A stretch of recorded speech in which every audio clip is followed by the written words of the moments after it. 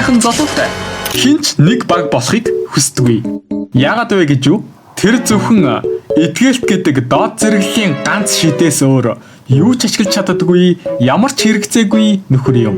Ийм учраас ч тэрүү түүнтэй урд нь хамтрагч байсан багийнх нь ямар ч хэрэг болохгүй байна гэд өөрийг нь хайжээ. Чадваргүйгээсээ болоод багийнхнаасаа хөөгцөн энэ залуу яг үнэндээ өөрөө ч мэддэггүй нууцлагдмал маш хүчрхэг чадвартай байсан бол яах вэ?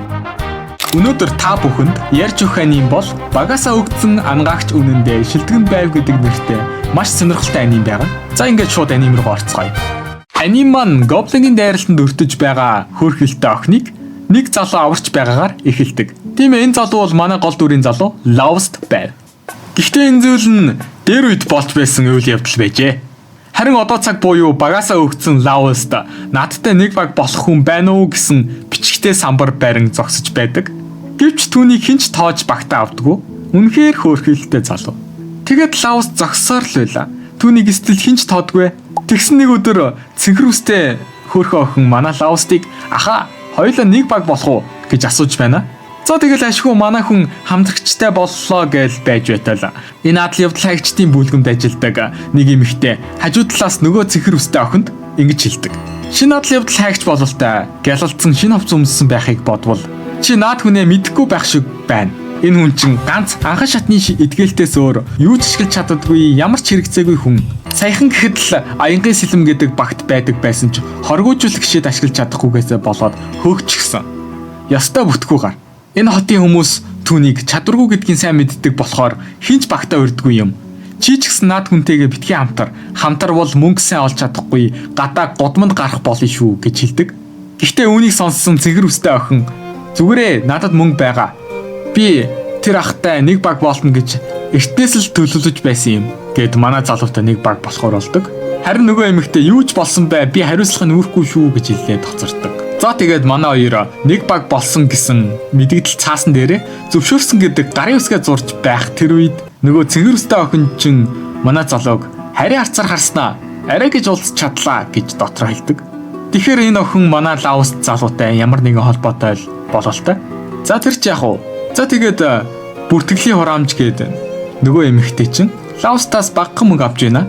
Гэхдээ тэр багахан мөнгө нь хөөрхий Лаустад тэмч бага мөнгө бол биш байдаг. Та нар зүгээр л манай үний маш ядуу баг мөнгө байхгүй гэдгийг мөнгө хийдэг уутнаас нь л харчих. Тийм ээ, тэр үнэхээр ядуу. Цэгрүстэй охин бол харин түүнийг бодвол харин ч мөнгөтэй шүү. За ингээд нэг баг болсон хоёр маань адал явдал хайн мангас устгахаар явдаг. Гэхдээ манай Лаустын хамтрагч болох цэгрүстэй охин шинэ адал явдал хайгч учраас суралцагчдын бүс болох баруун зүгийн нутаг руу яваарай гэж бүлгэмээс захидаг. Тэгээд явах замдаа Лауст охинд мангас болон цамхагийн тухай тайлбарлаж өгдөг. Товч тайлбар хийвэл энэ хотод алдартай цамхаг байдаг ба түүнийг хүмүүс Матадогийн цамхаг гэж нэрлэдэг. Энэхүү цамхагийн гүн хэсгийг хараахан одоогоор судалж дуусаагүй буюу энэ цамхагийн босс нь ямар мангас болохыг ч мэдэхгүй байгаа гэсэн үг. Ер нь бол нууцлагдмал үл мэдэгдэх зүйлс олонтой болохоор тэр хэмжээгээр адал явдал хайгчд ихтэй л гэсэн үг. Тийм ч учраас аяанда адал явдал хайгч нар цугларч эцэстээ Матадо энэ хавийн хамгийн том хот болон хөгжин цэцгэлсэн гэж ойлгож болно. Цамхагийн хувьд гэвэл нэг иймэрхүү. Харин мангасуудын хувьд энэ газар гарч ирдэг хэд хэдэн газар байдаг ба зүүн зүгийн уул архаг бүс, хойд зүгийн өмнө зүгийн намхтай бүс, тэр дундаа баруун зүгийн нутаг харьцангуй дорой мангасл байдаг анхлан суралцагчдад тохирсон газар ч гэлээ. Лауст хэлэхдээ тэндх хэтэрхий уудан болохоор мангастай бараг л таарлдгүй юм. Харин хоёулаа Матадогийн цамхаг руу явцгаая. Тэнд мангас бол их гарч ирдэг. Гүн рүү л орохгүй бол хүчтэй мангас байхгүй учраас санаа зовлтгүй. Гэд Матадогийн цамхаг руу явцгаахаар болдог. За тэгээд манай хоёр цамхагийн гадаа ирлээ. Цэнхэр үст ингэж хэлдэг. Би бол гартан талаач. Харин та ангаагч шүү дээ. Тэгэхээр чин би тэрүүн шуганд гарах нь ойлгомжтой бидтэй. Гэд цамхаг руу Лаустын урд гараад ордог. Лауст эхэндээ охиныг тулдаж чадах болов уу гэж эргэлздэг ч охин үнэхээр хүчтэй гартан талаач байсан. Тийм ч болохоор амархан гихчин мангасуудыг төвөггүй устгаж чаддаг. Манай хүн харин чамайг ийм хүчтэй байсан мэдсэнгүү гээл. Лауст маань охинд мангасаас ундаг энэ шидийн чулууг ихэнх адал явдал хайгчид энийг бүлгэмд зарж амьдралаа залгуулдаг энэ төр гээл хөрхөн хичээл загаад яваад байдаг. Тэгэл энэ хав арай л амархан байгаад байна. Жохон гүн хэсэг рүү явж үзье гэд явцгаахаар болдог. Замдаа Лауст өрх илрүүлж охиныг гайхшруулаад нь өрх олно гэдэг чинь хулгайчтай ажил хэд бидтэй гэж охин асуудаг. Харин манай хүн олон жил адал явдал хайгч байсан учраас олон зүйл хийж чаддаг болсон гэж хариулдаг. Тэгээд цааш үргэлжлүүлэн явж байтал энэ авд байх ёсгүй орк гэх дунд төвчтний хүчрхэг мангастай таарлцдаг. Манай хүн харин хоёулаа хамт дайрвал ялчих тайсан гэж бодож байна гэд манай хоёр орктай тулдахаар болдог. Гэвч харамсалтай нь охин оркийн эсрэг юу ч чадахгүй яг алуулахын даваан дээр нөгөө манай ангаагч мэрэгжилтэй Лауст чин мангасыг хоромхон зуртал хороочдаг. Өөрийн халаасны богиносэлмээрээ. Манай хүн үнэхээр гайхшруулаад харахгүй маа. Охин гайхаж байснаа манай үнийг үнэхээр ангаагч мөн гэж юу гэж асуухад бас л нөгөө үг хэлдэг. Олон жил адал явдал хайгч байсан тул ойрын зайд баг зэрэг тулдаж чаддаг юм а гэж. За тэгээд манай хоёр өдөржин мангас устгаж цуглуулсан шидийн чулууга бүлгэмдээр ирээд зархаар очлоо. Гэсэн оркийн шидийн чулууг хараад анхан сорлагчдын сул дорой газар руу яваагүй байх нэ гэд маш урдан мэдчихдэг. За тэр чи яхав шидийн чулууга зараад олсон мөнгөө 50-50% хуваагаад авахар болтол манай Лаус залуу миний өмнө нь авч байсан мөнгнөөс 10 дахин их мөнгө байна гэд нэг зүйлийг анзаардаг. Өөрийгөө аянгийн сэлмэд байхдаа зохих хуваа авч байгаагүй гэдгээ ойлгож анзаарсан нь энэ байваа. За тэгээд манай хүн хамтрагчтайгаа өөрийнхөө байн гуйжлуулдаг дэм буудалтаа хоноглонгоо хооллохоор болдог. Энэ цэнхэр үстэй охин харвас манай хүнд сайн гэдэг нь үйлдэлээрээ л ойлгомжтой байгаа зү. Цэнхэр үст өнөөдөр ахтаа нэг өрөөнд хоноглох нь гэд толгон дотроо юу ч бодоод байгаа юм бүү. Гэхдээ эцтэй ихэд тус тусдаа өрөөнд ордог л да. Цэнхэр үст өрөөндөө ороод манай хүнтэй холбоотой дурсамжаа иргэн сандаг. Яг угтаа энэ охин аниме ихэнд гоблингийн дайралтанд өртөж байсан охин байж таардаг. Манай хүн охиныг бага байхад нь авран шархыг нэмчилж өгч байсан юм байна лээ. Тэгэд бяцхан охин тэр үедээ том болоод адал явдал хайгч болоод манай хүнтэй нэг баг болно гэж хэлж байсан байдаг. Тэр үес эхлэн охин адал явдал хайгч болохын тулд бэлтгэл хийж иржээ. Охин манай залууг багасаа хөөгдсөн гэж сонсоод шууд л энэ хотод ирсэн байдаг. Гэтэл ийм хөөрхөн охин өөртөө хамтрахаар ирсэн байдгийг манай залуу өөрийг нь харамсалтай нь анзаараагүй байдаг. Ёстой л хөлдөө төмс шиг хүн байгаа биз. Та нар ийм хөлдөө төмс шиг ажиллахгүй шүү. Лауст маань тэр орой унтаж байхдаа 6 жилийн өмнөх дурсамжаа зүдэлдэг. Хэдий 6 жилийн өмнөх ч гэлээ манай хүн тэр үедээ чадваргүй Лауст гэдгээр алдартай болчихсон байжээ. Тэгсэн ч гэсэн Лауст чадварлаг адал явдал хайгч болохыг хүсэж байсан юм. Тэгтэл нэг өдөр нэг бүлгэн манай Лаустыг багтаа урьжээ. Лауст ч тухайн үед юу ч бодлогүй саналыг нь зөвшөөрдөг. Харин тэр нөхдүүд Лаустыг ангаагч гэдгээр нь биш зүгээр л нэг мангасын анхаарлыг татах амьд өгөөс болгон ашиглах зорилготой л багтаа авсан болж таардаг. Азар байдал эсрэгээрээ эргэж муу санаа бие отно гэдэг шиг юм болсон. Лаустад маш хэцүү байсан ч үүнээс илүү хүмүүс түүнийг адал явдал хайгч биш зүгээр л нэг ашиглаад хаях хог гэж харж байсан нь аимшигтай хэцүү байлаа. Тэр өдөр Лауст явж байх замдаа аюулд орсон охиныг хараад ямар ч эргэлзээгүйгээр охиныг амныхаа оронд ч болтугай аварч чадвал миний үхэл хоосон зүйл бишээ инээ тэрэ гэж хэлэн охиныг хамгаалж байгаад ухаан алдчихдаг. Энэ үед тэр адал явдал хайгч байхаа болидо гэд шийдсэн байсан. Мань хүнийг ухаангүй байхад хүлэг баатрууд ирж мангасыг устгажээ. Түүнийг сэрэхэд бяцхан охин мань хүнд намайг хамгаалсанд баярлалаа гэж талархах ба энэ үед ч Лауст өөрийн гунигт түүхээ ярьдаг. Түүний яриаг сонссон охин том болоод адал явдал хайгч болоод манай хүнтэй нэг баг болж таныг хамгаалнаа гэж хэлээд тун удалгүй гэрлүүгөө яваад өгчээ. Лауст язгууртай охин адал явдал хайгч болох боломжгүй шүү дээ гэж өөртөө хэлдэг. Гэхдээ л бяцхан охины үгэнд урамшин зөрөг орч дахин нэг удаа адал явдал хайгч болохоор шийдлээ. Зя ингээд болидо үүгээр дуусхий даа гэж сэтгэлээр навс унтсан байсан нөхөр маань дахин адал явдал хайгч болох урам зориг охиноос авсан юм да. Ингээд мань хүн багштай болж бэлтгэл мэлтгэл хийж эхэллээ. Мөн ангаагчийн хувьар өөр зүйл ашиглаж чадахгүй ч адал явдал хайгчийн олон чадварыг сурч эзэмшиж ийхүү олон зүйлс чаддаг болсон Лаустын хамгийн ихэнд орсон баг нь аянгийн сэлэм байсан байжээ. Аянгийн сэлмэд байхдаа Лауст авах ёстой мөнгөө ч авч чадахгүй гологдол зойрны хөдөө өрөөнд хөөрхөлтэй амьдралаар амьдарч байтал нэгэн зүйл тохиолджээ. Яасан гэхээр олон толгойтой хор ялгаруулдаг авраг богоо гих маш хүчрэх мангасыг устгах даалгавар Лауст багийнхантайгаа цуг авчээ. Ийхүү мангастай тулдаж байтал багийн нэг эмэгтэй гишүүн нь гэмтэн мангасын хоронд өртөж баларлаа. Харин манай Лауст хоргүйжлэх шид ашиглаж чадахгүй учраас өөрийн цорын ганц ашиглаж чадах эдгэлтэй ашиглаж хорыг тогтоож байхдаа Эмэгтэйд ингэж хэлдэг. За би энэ эдгээлтээр тамирыг чинь нөхий. Яванда хорчин гарчих байх уу гэж хэлдэг. Яста үнэн зоргоороо нөхөр шүү. Харин энэ үед энэ багийг удирдах байгаа сэлэмчин залуу мань хоёрыг юугаа игээд байгаа юм надад тусал эмэгтэй хорцсноосоо болоод хөдөлж чадахгүй байгаад бухимдсан ахлагч ацсан шалаанд орохдоо Лаустад бүх буруугаа тохиж сүүлээ хавчин зогтдог. Ахмад нь ийм шалжихнуур байвал багийнх нь дуус ойлгомжтой бидтэй. Ахлагч зогтлаа, дараа нь багийн шид ашигладаг охинч бас зогтож, Лауст ч бас эмэгтэйг мөрлөн зогтохоор болж ийхүү даалгавар бүтлгүүдлээ. Хотод ирээд багийнх нь Лаустыг авраг могоог ялч чадаагүй нь хоргоожлог шид ашиглаж чадахгүй чиний буруу гэж хэлэн багаас хөлөө. Ийхүү багасаа өгцөн Лауст маань энэ хөөрхөн цэгэр үстэй Нарсина гих охинтой нэг баг болжээ. Харин одоо цаг буюу ингээд зүүднээсээ сэрсэн Лауст тэр үеийн шар үстэй бяцхан охины үг байгаагүй байсан бол би өдийд адал явдал хайгч байхаа болчихсон байх байсан даа хэмээн орноосоо өндөлөө. За өнөөдөр манай хоёр маань цамхаг дотор байдаг шилжүүлгийн тойргоор дунд давхар руу явж үзэх плантай. Нэгэсэнд арай хүчтэй мангастай тулалдаж их мөнгө олохоор явах гэж байгаа гэж ойлгож болно. Шилжүүлгийн тойрог дээр ирээд Нарсина гайхширдаг. Анх удаага харж байгаа учраас. Ер нь бол энэ шилжүүлгийн тойрог гэх зүйл нь цамхаг болгоны дотор байгаад байдгүй ховорхон зүйл юмсан ч. Тэгэл Нарсинаг харж байгаагүй болохоор гайхширсан бололтой.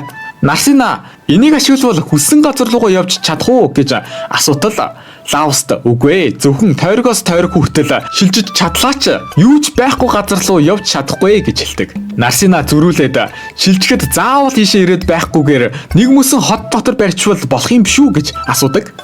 Харин Лауст тим хэдий ч харамсалтай нь шилжүүлэх тойрог хэдэн зуун жилийн өмнө алга болсон технологи юм аа гэж хариулдаг. Тэгэхээр энэ шилжүүлэх тойрог гэх зүйл нэлээд ховор зүйл бололтой. За тэгээд манай хоёр тойргоо ашиглан хоромхон зууртал дунд давхар руу очдөг. Дунд давхар дээр ирсэн тул Лауст Нарсинад энд хүчтэй мангас байгаа шүү гэж анхааруулдаг. Гэтэл манай хоёрт явж сүнс төрлийн лийж гих мангас гарч ирэн нүүр тулдаг. Энэ мангас чинь амьд биегүй сүнс гэгддэг бит дайралт яасан ч нөлөөлдөггүй яршигтай мангас байхгүй юу? Тийм болохоор дайралтын шид энэ төр ашиглаж чадахгүй манай хоёрт бол барагдахгүй дийлдэжгүй хатуу самар юм аа. Иймээс Лауст энэ удаа ухарсан дээр гээд ухрах гэтэл Нарсина өөртөө маш итгэлтэйгээр ялч чадна гэдэг юм да. Лауст Нарсинаг ямар нэгэн бит бус дайралт хийж мангасыг ялч чадахыг ойлгоод төлөвлөгөө боловсруулан мангас руу дайрахаар болдог. Харин охин ямар арга хэрэглэх гэж байгаа вэ гэхлээр бэлтгэл хийсний үр дүнд гардаг биедээ орших сүнсний хүч чадал пранаг удирдан мангасыг буцсагтгоо. Эцэст нь ялч чадлаа. Тэгсэн чинь Нарсина мангасыг зохих үедээ гараад үлччихжээ.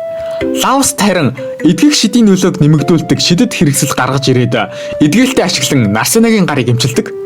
Үнэн халамжтай залуу шүү. Эмчлэж байхдаа Лауст шидийн чулууны талаар баг зэрэг ярьж өгнө. За юу гэж ярьдаг вэ гэхээр адал явдал хайгчдын цуглуулсан шидийн чулуу бүлгмээр дамжин дархны гарт очиж шидэд хэрэгсэл болон төрхөө өөрчлөж буцаад адал явдал хайгчдын гарт ирдэг юм а гэж хэлдэг. Эргээд харсан чинь Нарсинагийн шарах маш урдан идэгдсэн байдаг юм да. Шидийн хэрэгсэлч үнэхээр хэрэгцээтэй зүйл юм а. Шидийн хэрэгсэл гэснээс Нарсинагийн саяны ялсан лийч гих сүнслэг биетэй мангасын шидийн чулуу амар их мөнгө болсон шүү. Манай хоёрын шидийн чулуунаас олсон мөнгөний тодорхой хэмжээний хувийг авч цалинждаг. Бүлгэмд ажилдаг энэ эмэгтэйг та нар зүгээр л яаж гайхаж баярлаж байгааг л харчих. Үнэхээр их мөнгө болсон нь барггүй гэмээр царай гаргаж байгаа үстэй. Энэ үеэр Лауст арайч тийм өндөр өн хүрнэ гэж бодсонгүй шүү гэж баярлан Нарсинатай цуг алхаж байдаг.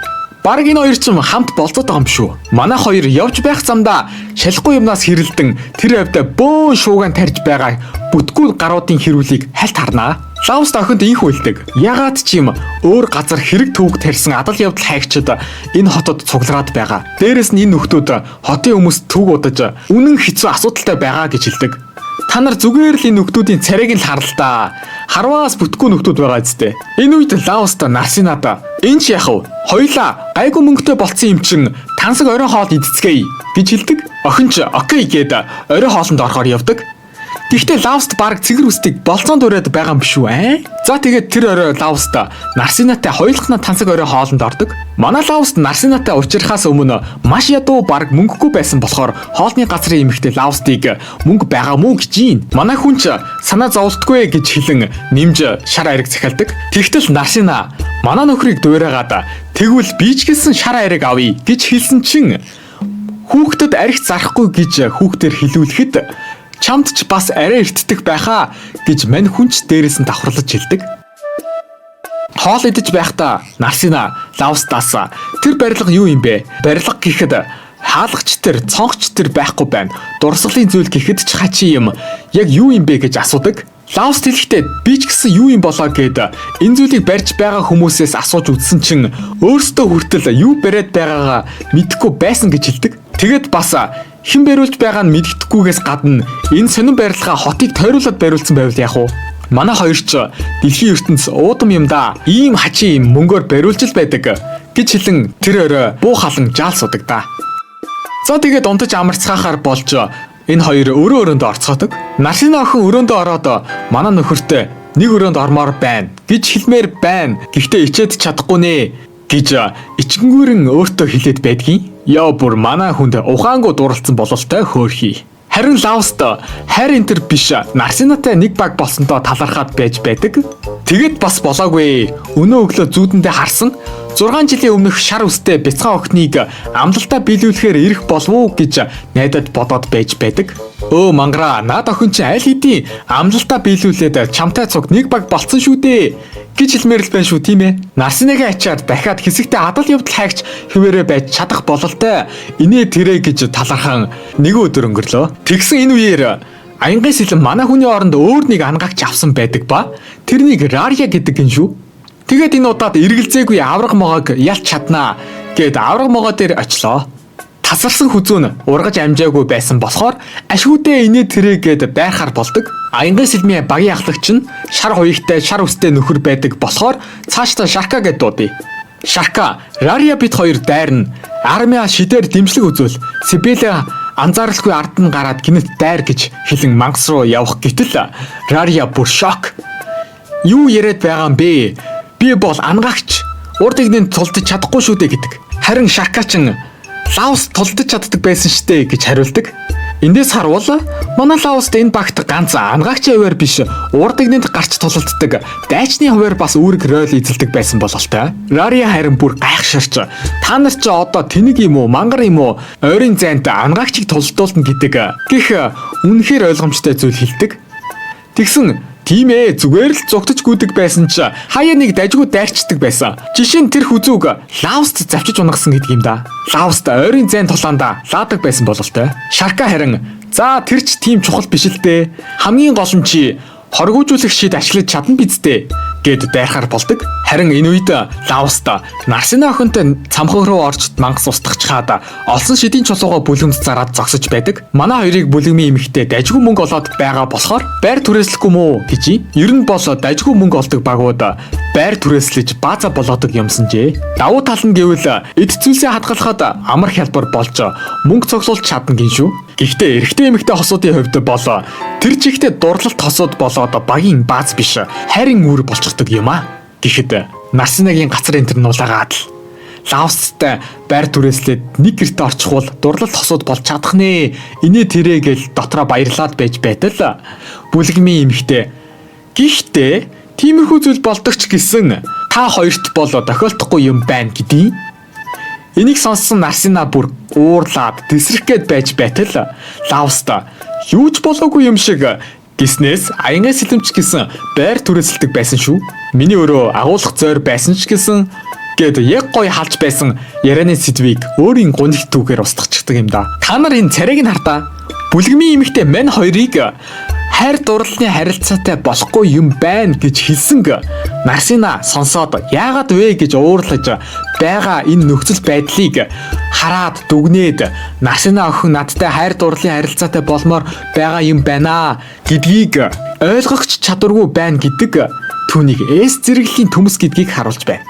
Хэрв санал нийлж байгаа бол комент хэсэг дээр төмс Лавст гэж бичээрэй. Яг уу гэвч дотроо анзаарчаад өөр ярианы сэдв рүү хөрвсөн байж болно л доо. Гэхдээ энэ царайг л харчихал да. Юм ойлгосон царай лав биш. За миний хувийн бодол энэ төр чи яах вэ? Бүлгэмийн эмэгтэй Лавстыг чи тэр багаас хөөгдсөн чин сайн хэрэг болсон байж магадгүй юм гэж үнний ортой юм хэлнэ. Энэ үеэр нөгөө шаркаачин яагаад ялж чадахгүй байгаа юм бэ? Ингээд яагаад ингэтлээ авах юмгүй болчихсон байгаа юм бэ? Гэд бүр авах юмгүй шалтаа буучсан байдаг. Тэгээд нэг зүйлийг ухаарч ойлгодог юм. Юуг вэ гэж юу? Лавст үнэндээ нилээд их юм чаддаг, хийх зүйлээ хийжигдэг, маш хэрэгцээтэй нөхөр байсан юм байна шүү дээ гэдгийг ухаардаг. Шарка ер нь яагаад манахаас гарчихсан юм бэ гэж юм. Сабиалиа зөрүүлээд чи өөрөө хөөгөө бидтэй гэж хэлдэг. Шарка харин тийм билүү гэж авд юм да. Ястаа бүтэхгүй. Тэгснэ. Тийм бол зохицуулахад их амархан түүнийг буцаад иргээл болоо. Яагаад гэвэл бид нар бол алтартай баг, аянгын сэлэм шүү дээ. Урьж байхад татгалзах хүн нэгч байхгүй. Ха гэж энийгээд маргааш нь Лавстад чамайг дахин нэг удаа аянгын сэлмэд оруулж өгье. Баярл гэж захирингуй аясаар хэлтэл ойр хавийн хүмүүс бүгд шоконд ороод энэ үед Нарсинач ирж таараад эргэлзэж байгааг чинь сайн ойлгож байна Лавста. Аюул тулгарх юм бол би чамайг орхиод бишээ. Би өөрийгөө золиослоод чамайг хамгаалах болно. Яагаад ч юм саяхны хүртэл тооц алдаатай байсан юм шиг байсан. Яагаад алдаа гаргацдаг юм болоо? Шинээр орсон ангаагч үнэндээ юу ч хийж чаддаггүй эмхтэй байж таараад. Гуйж байна шүү дээ. Инээ тэрэ дараа гэл юу ирээд байгаа бүү мэд. Ёстой дайлжгнаж өгнөө. Хамт ирсэн хүнийхэн царайг нь харалтаа. Бүр ичиж үхэж байгаа байх та. Тэгсэн Арсена гинэт гүйж ирээд ах та нар дээр буцаж очихгүй гэж хэлдэг. Лавст ч өөрийгөө буцаж очих бодлого байгаагаа хэлдэг. Тэгсэн Шарка галзуурч эхэлнэ. Нарсинаг чи чадваргүй Лавстыг үнэндээ чадваргүй амтан энтер биш ашигтайгаар ашиглаж болох нөхөр гэдгийг анзаараад түүнтэй хамтарч шагналыг нь шамшигдуулж байгаа бидтэй. Энтер гээл худлаа юмнууд яриад тэнэгтэж өгнөө. Энэ үед Лавст Шаркад хэрвээ чи Нарсинаг гомдоохоор зүйл хийвэл аянгын сэлмийг би өршөөхгүй гэж сүртэй хэлж гарна. Уурна байж ядсан Шарка бүлгэмийн эмэгтэй Амастаг хүчтэй залуу танилцуулаад өг инээ тэрэ гижидэл сүрхийн хоёрт сэлмтэй нөхөр гарч ирээд би байвал яаж байна гэд гараад ирдэг. Шарка шууд л энэ бол зүгээр л нэг шалгалт энтер гэд сүрхий сэлмээ гаргаж ирээд дайрсан чин олны дунд ичгүвтөр байдал дундаг. Авраг могоог ялж чадахгүй гэсэн цуу яриа өшөө илүү тарах юм бол аянгын сэлмийн нэр хүнд шалдаа буун. Тийм болохоор ядаж түүнийг дагуулад явъя гэд нэр усаа мэдцгээгээд хамт явахаар болдог. Энэ сүрхийн хоёртой залууг Шик гин. Энэ хавгуур манай хоёр дээр зочин ирдэг ба хингэж Армиа болон Рария.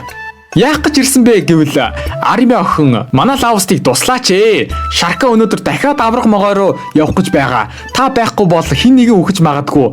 Би хэнийг ч өхүүлмээргүй байна.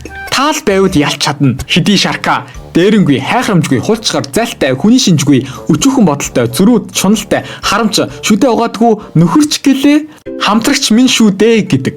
Лавст харин аль хэдийн шийдчихсэн асуудал гээд туслахыг зөвшөөрдөг. Татгалцсан хариу авсан Армиа охин Рария хоёр бүлгэмнийхээ баазад иртэл Шарка бүр хөөрцөн өнөөдөр авраг могоог ялч чадна тийм ээ гэж байж байдаг. Тэгсэн чин Рария шинэ хүн болох Шикийг таньдаг бололтой шууд л чи энд юу хийж байгаа юм бэ гэж асуудаг. Харин нөгөө талаас Шик юу яриад байгаа юм бэ Гозору? Тантай анх удаага уулзаж байна Гозору гэж хэлдэг. Тэгэл наадах чин Ронавт цааны сэлэн бидтэй хулгайлаа юу гэж хэлтэл Шик үгүй энэ бол албан ёсоор өвлж авсан зүйл гэд баригдчихдаг юм да. Тэгснэ тэнэг хүн хуурч байгаа юм шиг Ронавт сан гэж хэн бэлээ Гозору гэдэг.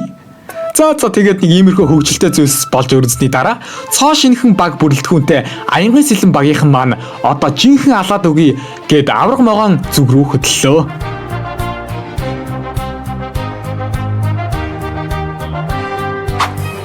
Одоо цаг буюу нөгөө хэдийг авраг могоон зүг хөдлөөд явж байхад Лавста цэгрүсттэй хамт цамх руу явж байлаа. Мэдээж хэлсэн ёсороо тэдэнд туслахгүй гэж явж байгаа нь. Одоо бол манай хоёр дунд өвчний мангасуудыг гаргахгүй үнэхээр хүчтэй болжээ. Цэнхэр үст өмнө нь орк гих дунд өвчний мангасыг ялж чадахгүй байсан да. Харин одоо бол тэр үеийн өнгөржээ. Мангасыг ганц цохилтоор ялцгаж байгаа юм чин. Тэгэд бас ганц хүчтэй болохоос гадна маш хурдан хөдөлгөөнтэй болсон байдаг. Яаж шалмгаа бултаж байгааг нь харалтаа. Амар сайжирсан байгаа үстэй. Хөндлөнгөөс харж байгаа Лавста. Энэ ч л миний хамтрагч шүү дээ. Маш мундаг байна гээл. Энэ үед Нарсина ерөөсөө ядрахгүй байна гэж өнгөрч байгаад үлссэн бололтой гинэт гизэн дуграад ичээд хэлэх үггүй болдог. Лауст харин ядархаа мэддэггүй Нарсина ч үлсдэг бололтой гэж хошигнож өдрийн хоолоо идцгээе гээд цанд орлоо. Хөөх, хоёр хүний хоол гэмээргүй хоол байна шүү тийм ээ.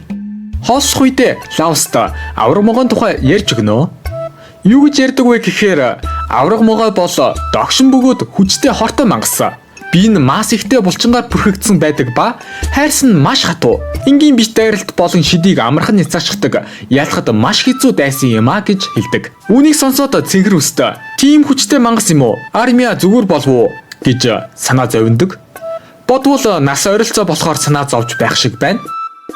Лауст яриагаа үргэлжлүүлэн авраг могоо хаасайгүй байгаад байдгүй ч ялахад хэцүү мангасуудын дундаас таарах магадлал өндөр байдаг. Мөн авраг могоо хор маш хүчтэй бөгөөд эмчлэхгүй орхивол амь насанд аюултай. Гэхдээ яг хоргоожлох ерөндөг бол байдаг ч гэлээ. Үнэхээр үнэтэй байдаг учраас нөгөө хэдийн хувьд бол аваагүй байх л та. Эцтэй гэхэд тэд нар Раригийн хоргоожлох шидэнд найдахаас өөр аргагүй болж байгаа юм да гэж хэлдэг. Ярианаас нь харуул өвгөлт хүргэх хэмжээний хүчтэй хортой энгийн хутгаш өгөөр гимтэж чадхааргүй мангас бололтой.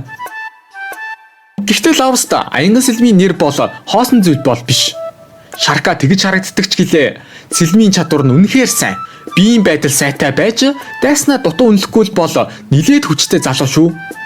Сабилагч гэсэн хурд болон овсгоогоороо бол нэгдүгээр зэрэглэлийнх гэж аянган сэлмийг тийм ч сул дорой баг биш ээ.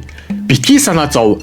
Тэд нар бол чаднаа гэж Нарсинад хэлдэг. Цэнхэр өстө за ойлголоо гэд цааш явж байхдаа манай хүнд өдөр бүр энэ цамхаг руу орсоор байгаад уйдаад байна уу?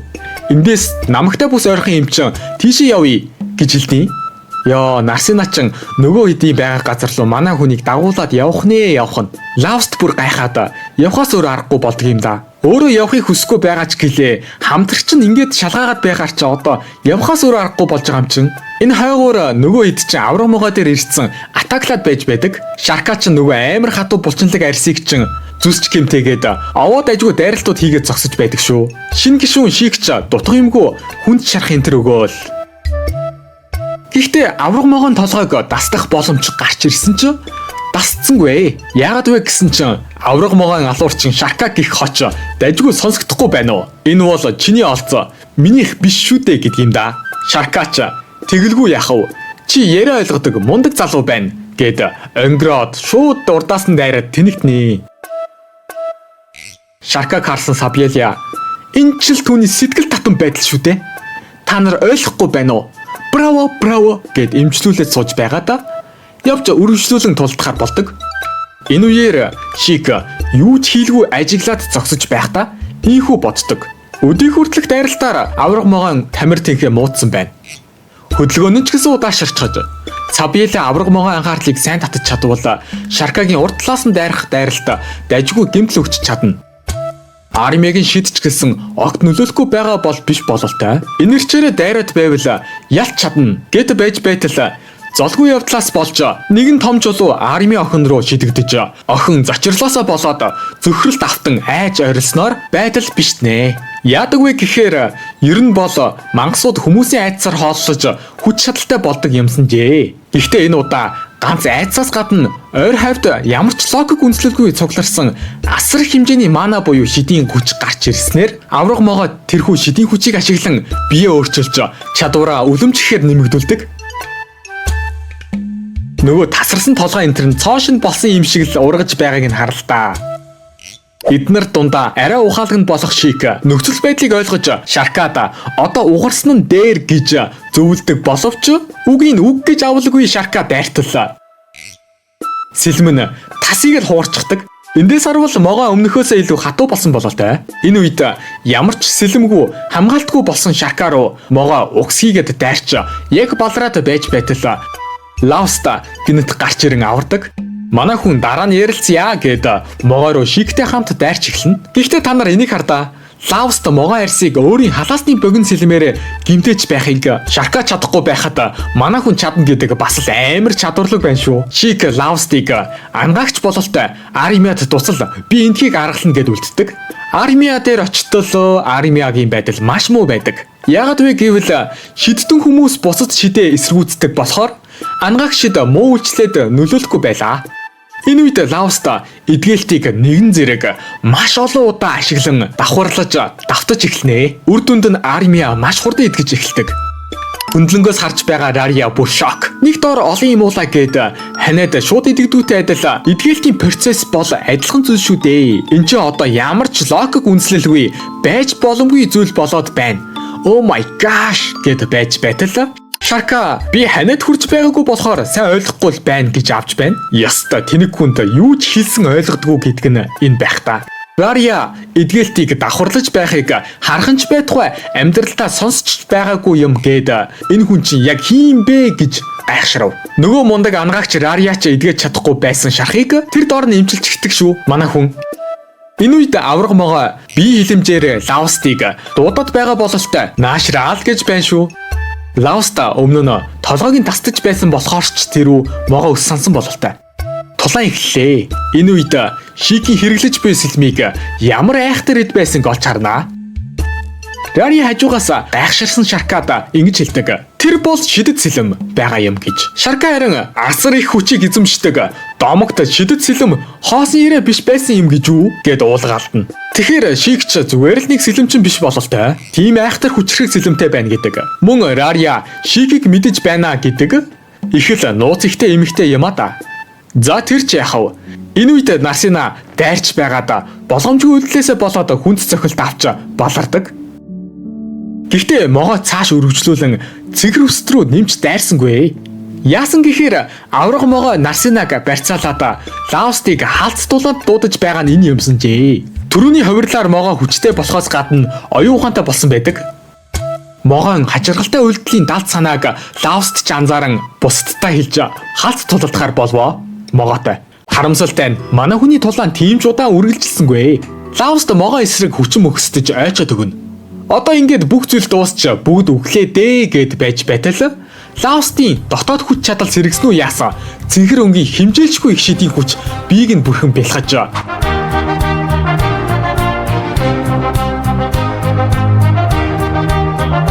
Тэрхүү аимшигтай хүчээрээ Лавст мангасыг хормын дотор завчиж унагадаг. Үнэхээр аимшигтай.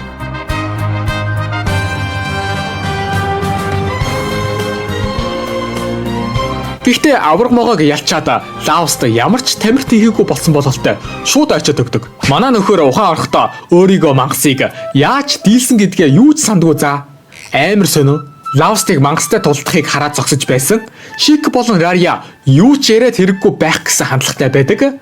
Ер нь бол энэ хоёр Лавстаас юу хүч инээд хэрэг гэж юу ч асуугаагүй. Харин Шарка Лавст чи үнэхээр гайхалтай юм аа. Чамтай хамт байвал Матадагийн цамхагийн эзнийг ч хүртэл ялж чадах бололтой гэж толгондог. Хажуу талаас Сабилач бас Шаркатай цуг нийлээд Лавстад бэлдуурчлнаа. Саяны Лавстын ялсан авраг могоон шидийн чулуунаас орж ирэх асар хэмжээний ашгийг л хувааж авах санаатай л ингэж бэлдуурчилж учир зүггүй магтаж байгаа нь энэ бололтой. Шарка Лавстад ашгийг Сабила болон гуруула хувааж авъя гэж хэлдэг. Амар муухай шуналтай. Тэгсэн Амиаг бол одоо хаях цаг болжээ. Ямар ч ашиггүй байлгаж байснаас гайгүй үнэр зараад болгочихъя гэдэг юм да. Энэ хоёр ёстой хүн чанаргүй жинхэнэ хогийн гарууд юм а. Үүнийг сонсоод тэсэлгүй цэнхэр үстэ Шаркагийн гасрыг нялх цогтөг болж. Шалчхнуур Шарка Нарсинад адал явдал хайгчдын хоорондох зодооныг бүлэм хориглосон байдаг. Дөрмийг зөрчсөн чамайг бүлгэмээс хөөлгөх болно. За юу? Гэтэл Шик болон Рария хаана ямар зодон болж байна? Юу ч харсангүй гэд дүрэсгэн. Харин Сабила би лав харсан. Та нарыг хамсаатан гэд бүгдийг ч хөөлгөх болно гэж хэлтэл Шик бодлоо өөрчилсөн бололтой.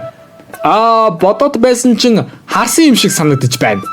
Хүний наймааг хийхийг төлөвлөж байгааг. Рари харин ингэхэд ухаангүй байгаа насанд хүрээгүй охин хүүхдийг хаа нэгтээ гаж донтой язгууртанд зарах гэж байсан шүү. Шик тэр ч хүнд гэмт хэрэг байна шүү.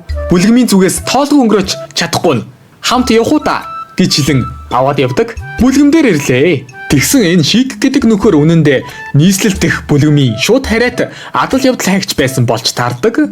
Мөн Шик бол хуурамч нэр нь бөгөөд жинхэнэ нэр нь Жик байсан байдаг. Ер нь бол энэ бүлгэмийн шууд хариат адал явдал хайгч гэх нөхдүүд нь журам тогтоох эрхийг эзэмшдэг. Дэг журамыг тогтоодог нөхдүүд юмсан жээ. Манайхаар бол бараг л цагдаа л гэж ойлгож болох юм. Тэгээд энэ хотын дэг журам алдагдаж байгааг сонсоод Жик эртэл Шаката таарсан гинэ. Харин одоо энэ хоёрын зөрчсөн гэмт хэргийг хуулийн дагуу шийдвэрлэвэл үхэх хүртлээр албатай ажил хийх шийтгэл аавна гэж шүү. Үүлийн үрээ гэж зяашгүй хүртэх ёстой зүйлээ хүртэх нэ гэд баярлаад байж байтал Лауста Жикэд тэр хоёрыг өршөөж болохгүй мүү гэдгийг өөрт нь ямар муухай зүйлийг хийсэнг мартсан юм уу хайшаа юм. Яалчгүй төмс юм да. Хэлэгч үг алга. Тэгээд дахиад нэг боломж олгооч ээ гэж гуйдаг. Та нар хэрв Лавстын оронд байсан бол тэр бүтгүү нөхдүүдийг өршөөх байсан уу? Би Лав Жикээс энэ хоёрыг хурдхан шиг цаацлаасаа гэж хүсэх байсан. Дахиж хорон зүйл хийхээс өмнө жоохон хэрцгий байж болох ч үнэхээр бүтгүү нөхдүүд шүү дээ. Яавч засрахгүй. Харин та нар яах вэ бэ? Жик манай хүний саналыг ерөнхийд нь хүлээн авч энэ хоёрыг алс холны хот руу яваарэ. Хэрв дахиж тааруул өршөөхгүй шүү хэмээн боломж олгож зүгталгадаг. Нөгөө хоёр ч үнэхээр хоол газар руу явнаа гэд гүгээд алга болно. Жик харин энд хэсэгтэй байж адал явдал хайгчид болон энд болж буй хачин зүйлсийн шалтгааныг ажиглаж хэсэгтэй үлдэхээр болдог. Орой боллоо. Жик Рарияг өмнөх шиг нэг баг болоод надтай цуг хамтраач ээ гэж юм. Харин Рария болохгүй юмч байхгүй л дээ гэд нэг нөхцөлтэйгээр хамтрахаар болдог. Тэр нөхцөл нь Ами охиныг энэ багт оруулах. Жик олон хамтрагчтай болох нь харин ч сайн хэрэг инээ тэрэ гэд зөвшөөрдөг. Мөн энд тэр эрэхтэй хяналтгүй орхиж болохгүй гэж хэлдэг. Мэдээж тэр хүн бол Лауста. Аргагүй л багтаа. Маргааш болж манай хэд бөөнд уулзцгаана. Мен 3 нэг баг болж хамтрагчд болсон гэдгээ Цэнхэр үст болон Лавстад хэлэхээр ирсэн байдаг. Манай хоёр ч өө тийм үү шидтэн ангаагч дайчин гэдэг ёстой юм бүрдсэн маш гайхалтай баг байна. Амжилт хүсье гэд буухалж сууж байгаад яраа өндөрлөн салцгаадаг. Зэ өнөөдөр манай хоёр өчигдрийн авраг могоог ялж олж авсан шидийн чулууга бүлгэн дээр очиж зарах маш чухал ажилтай. Мөн бас Нарсинаг цаашид адал явдал хайгч хийсээр байх бол зөвхөн мангас энэ төр устгуулад байлгүй хүсэлт биелүүлж үзүүлэх план бас байгаа. Ер нь бол хүсэлт гэх зүйл нь адал явдал хайгчдад ганц шидийн чулуу зархаас өөр чухал орлогын их үзэр болж өгдөг юмсан жээ.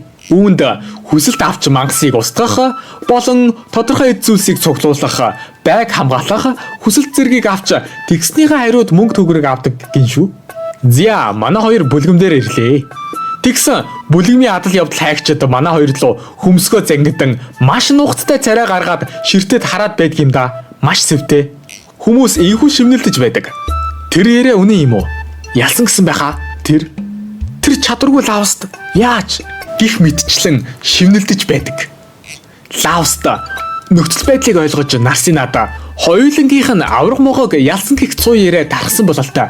Авраг могоон шидийн чулууг хулгайлах гэсэн хорон санаатай хүмүүс байхыг үгүйсэхгүй болгоомжтой байгаарэ гэж сэрэмжлүүлдэг. Манай хоёрыг зогсож байтал Марнел гих залуу хурч ирээд битгий муугар бодоорой. Нөгөө чадваргүй Лавст авраг могоог ялсан гэж байхад хүн болгоны сонирхол төрн бицтэй гэж хэлэнгүүтээ уучлаарай гэдэг. Тэгээд Лавстад ийхүү хэлдэг. Шарка чамд тийм аимшигтай зүйлийг хийж байхад мэдсээр байж би чамд туслаагүй. Үнэхээр уучлаарай. Эцэстээ гэхэд Шаркатай сөргөлтөхөөс л зайлс хийж байсан юм аа. Мөн чадваргүй Лавст гэж дорд үзэж харааж зүхэж байсанд уучлаарай гэдэг. Харин Лавст залууд хэлэхдээ хэдий авраг могоог би ялсан ч гэлээ. Эдгээлтээс өөр юу ч ашиглаж чаддаггүй ангаагч гэдэг маань өөрчлөгдөхгүй. Чадваргүй Лавст чадваргүй хിവэрэл байна. Тийм болохоор цаашдаа ч гэсэн тэгж дуудаарай гэж хэлдэг. Эрдэмтэй хүн даруухан их мөрөн дөлгөөн гэж. За үнийг сонсоод Марниел за ойлголоо. Дараа ямар нэгэн юм болвол туслан шүү гэсээр явлаа. Эцэст нь хүсэн хүлээсэн мөч болох шидийн чулууга зарах цаг боллоо. Өндөр төвчний мангас авраг могоог хувирсан хүчтэй байхад нь устгасан учраас Могон шидийн чулуу улам үнцэнтэй болж хамгийн багадаа 10 дахин их мөнгөөр зарагдана гэж байна шүү. Ингээд манай хоёр баяжсан. Ер нь бол мангас барагтаа хувираад байдгүй болохоор ховор гээд үнцэн нь нэмэгддэг юмсан жээ.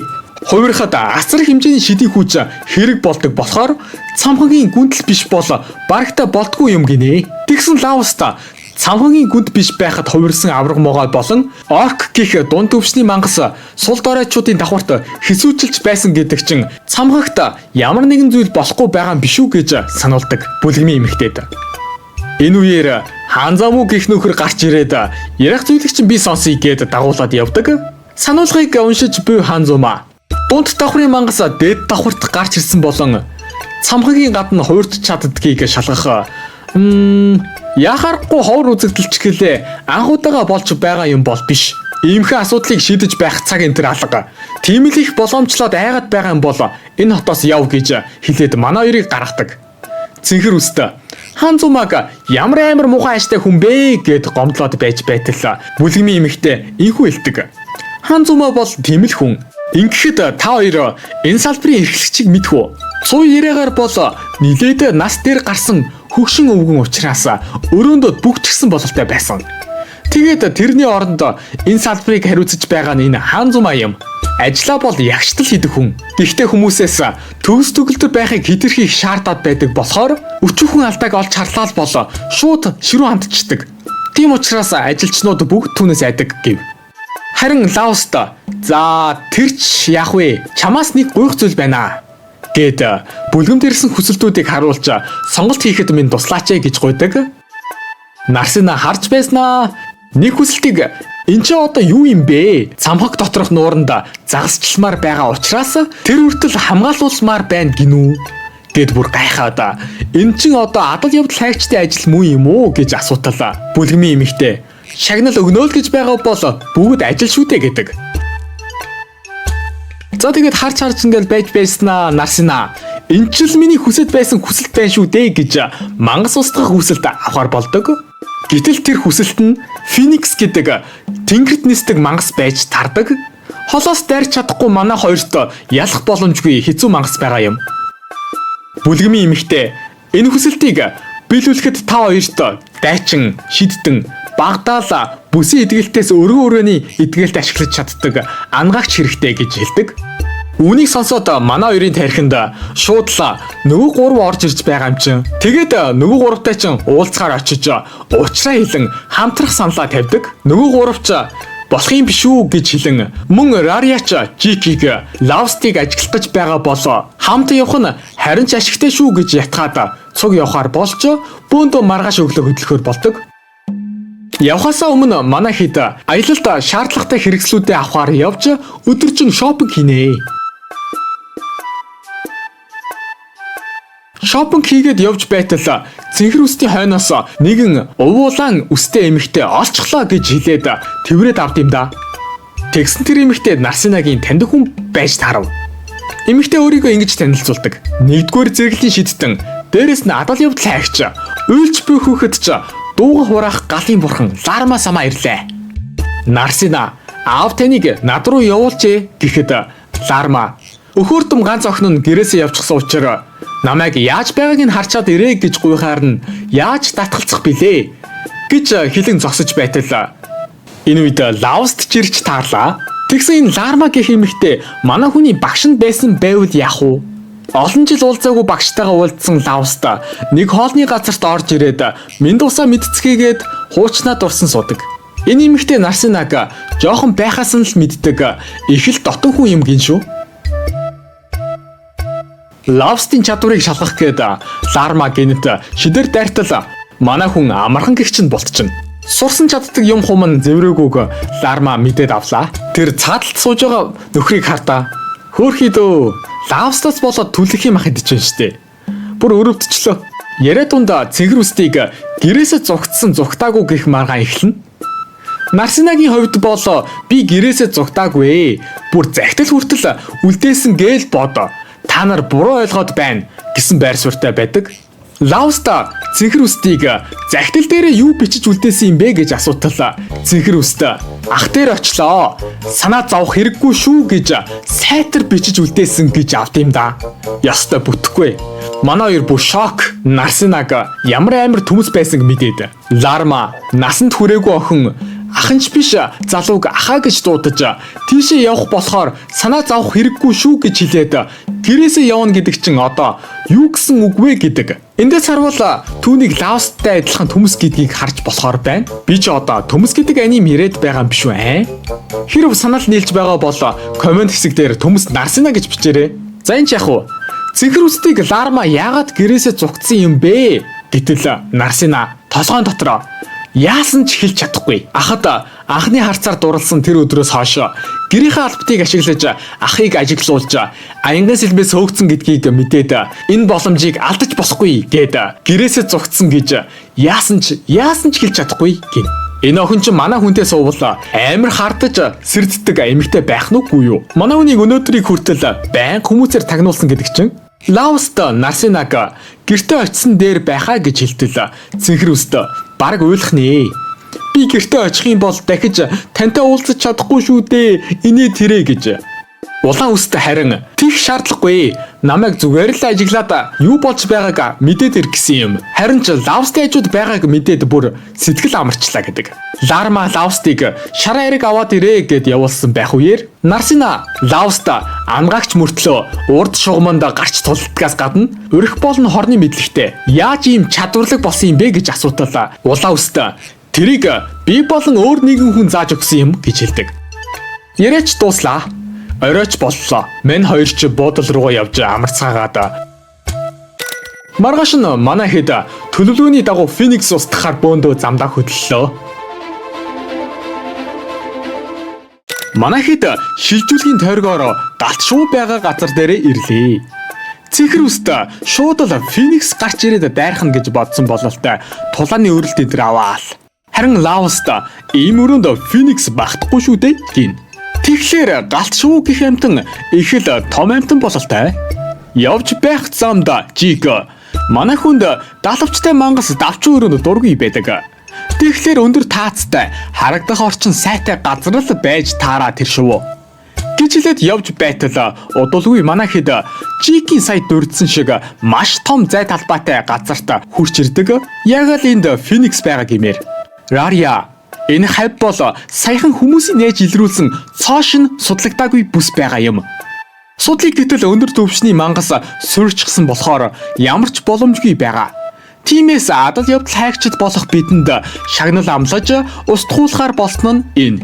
Ер нь бол энэ газарт одоогийн байдлаар хинч гар хүрээгүй, судлаж амжаагүй цоошин орон зай гэдэг чинь ховор эрдэнэс энтер байж магадгүй шүү дээ гэж хоёр жоохног хойшгируулдаг. Эднэр дундаа энэ хоёр ч хамгийн бага штэ. Тэгэхээр нь хоёр жоохног гिचлээ шүү за.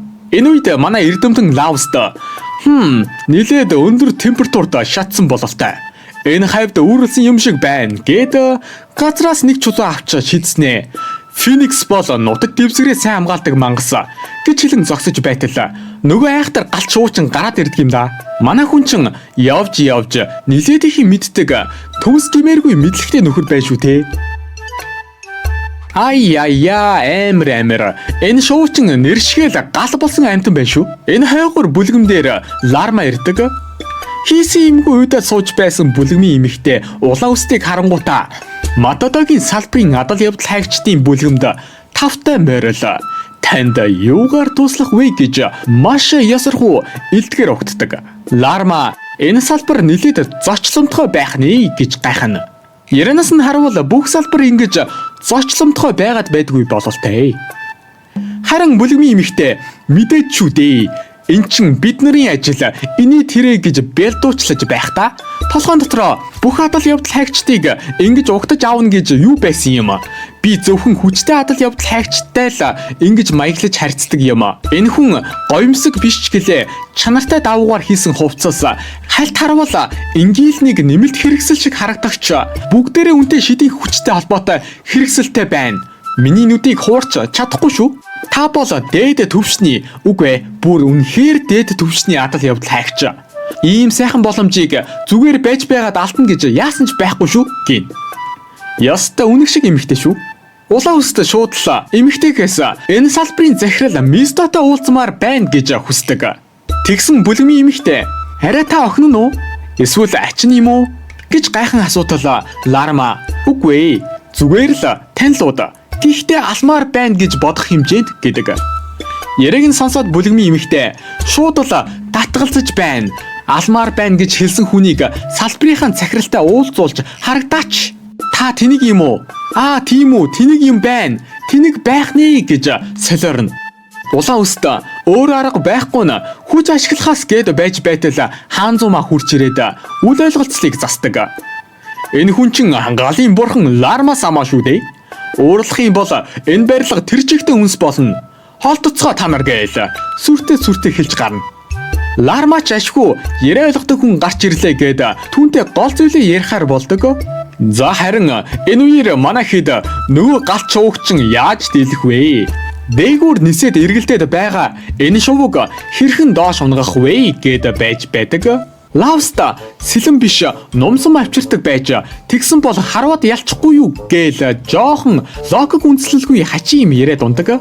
Ер нь галт шувууг яаж нумсамаар харуулж алгаадч байгаа юм тийм ээ. Аваа ухаалаг мэдлэгтэй нөхөр байсан байжээ гэж бодтол төмс гэдг нь хэвээрээ бололтой. Стил санал нийлж байвал төмс гэж бичээрэй. Өө энэ Феникс ч манай хэдтэй яаж тусалдахаа ойлгоцсон үнэн зөвүүн гар байна уу? Агаар дээгүүр эргэлдэж байгаа л галт бөмбөгөөр галлаад сууж байх санаатай.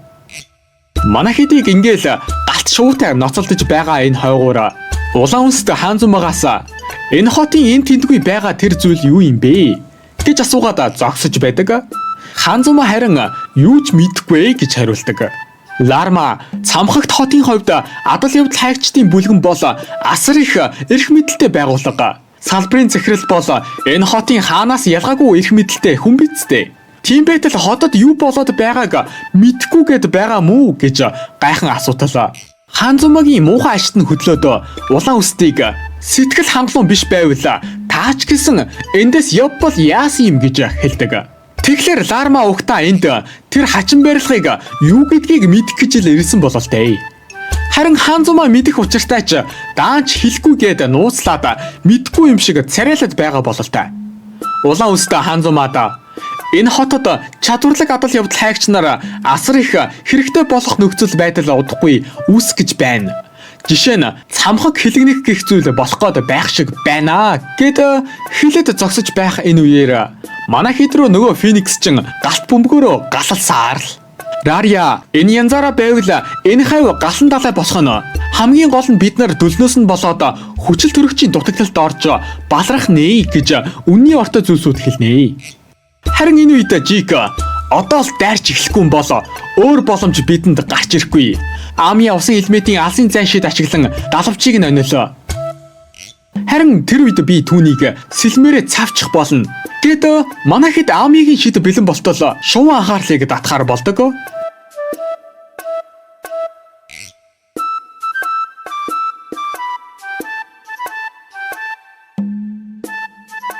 Эцэст нь Амигийн тусламжтайгаар Жик сэлмээрээ шувууд хүнд шарах өглөө.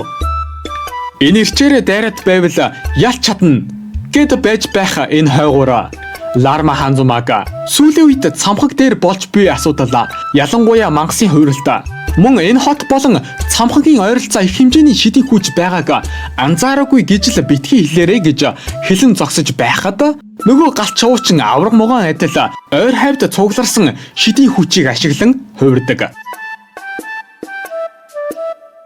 Цэнхэр үст мангас хувирна гэдэг чинь маш ховор үзэгдэл биш билүү гэж гайхан асуутал. Лавст тийм ээ үнэхээр ховор үзэгдэл. Гэвч ийм богино хугацаанд 2-2 удаа таарна гэдэг энгийн үед бол боломжгүй зүйл.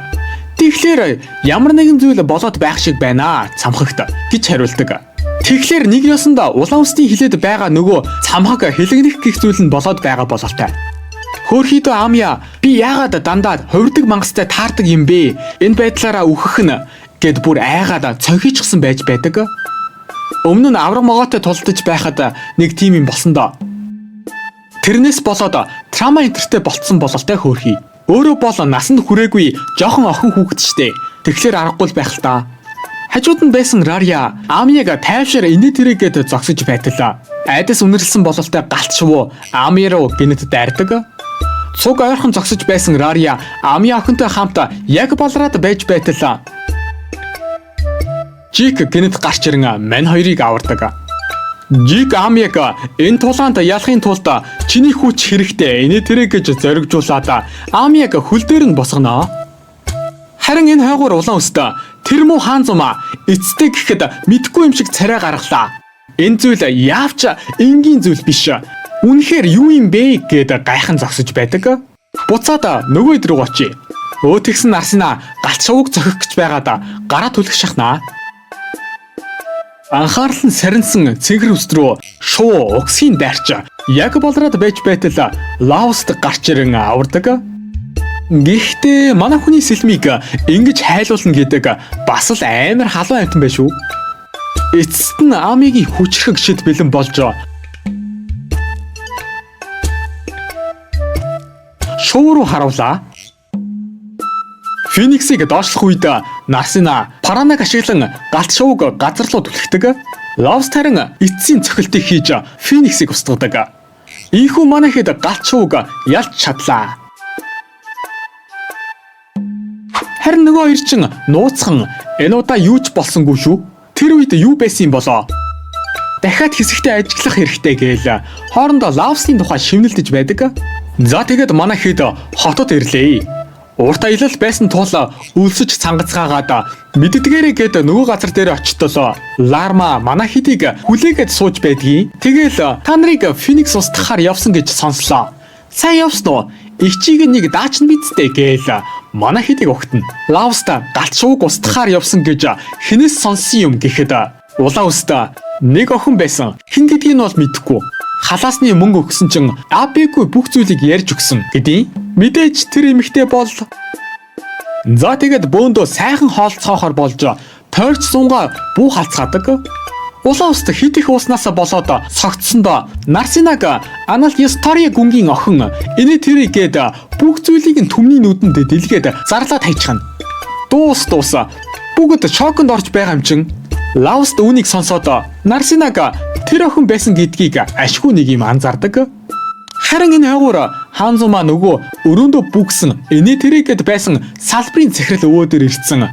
Галын бурхан Ларма энэ хотод ирсэн байна гэд мэдэгдэж зогсож байх ба. Харин өвгөн ирцэн үү? Хэрэг болох цаг чин ойрхон байна шүү шам минь гэж хэлэн сууж байдаг. Тэгэхээр алдарт галын бурхан Лармагийн багш нь энэ өвгөн бололтой. Маргааш болж манай хоёр Фениксийн шидийн чулууг бүлгэмдээр ирээд зартал харваас бага хэмжээний мөнгө гаргаад өгдөг. Нарсина бүр гайхаад эн чин Фениксийн шидийн чулуу шүү дээ. Өндөр төвшний мангас шүү дээ. Бүр хувирсан байсан шүү дээ гэж гомдлоно. Харин бүлгмийн эмэгтэй доторхыг нь харсныхаа дараа гомдлож болох уу гэд харуултал. Нүдэг альбом алтан зоос гялалцаж байдаг. Тэгэл эмэгтэй ийм их мөнгийг мөнгөн зоос цэс зоосоор та хоёрт төлөх юм бол хоёр хүн зөөж чадхааргүй их мөнгө болно. Тийм учраас алтан зоос бэлдүүлсэн юм гэв. Тэгэд бас болоогүй. Ийм ховор зоос цуглуулахад амаргүй байсан шүү инээ тэрэ гэж манай хоёроос халаасны мөнгө авна. Үнэн сэргэлийн эмэгтэй шүү. Энэ хотод хүүхдийн жүжиг маягийн юм болоод байгаа бололтой. Бүхий л эцэг эхчүүд хүүхдүүдэд баярлуулахаар тэрхүү тоглолт болох гэж байгаа газар дээр цугларч байдаг. Жүжиг ийхүү хүрнэ. Тэр харанхуй цамхагийн гүнд нуудаж байгаа нь энэ ертөнцийн бүхий л зүйлийг өөрийн болохыг санаарахдаг хорон оршихуй. Түүний нэр бол Нүгэлтлүү. 200 жил бүрд сэрдэг Нүгэлтлүүг ялахын тулд эрэлхийгээр нүр тулж зогсох нь хүн бүхний мэддэг бидний Баатар. Хорвоо ертөнцийн оршин тогтнолын төлөөх энэ тулаанд ялах нь Нүгэлтлүү юу? Баатар уу гэж өгүүлж байдаг. Хүүхдүүд Баатар байна. Баатар ялах нь ойлгомжтой шүү дээ. Баатараа гээл. Харин энэ үед манай хоёр мөнгөтэй болцсон амттай идэ сууж байдаг. Цэнхэр үст манай хүнд хоёулаа мөнгөтэй болцсон юм чин байр түрээслэх үү? Одоо бол хоёулаа түрээслэх нь ч байтугай худалдаж авч чадна гэдэг. Лаост зөрүүлээд Дембуудалд сэтгэл дундуур зүйл байгаа мүү гэж асуудаг. Нарсина тийм юм байхгүй л гин.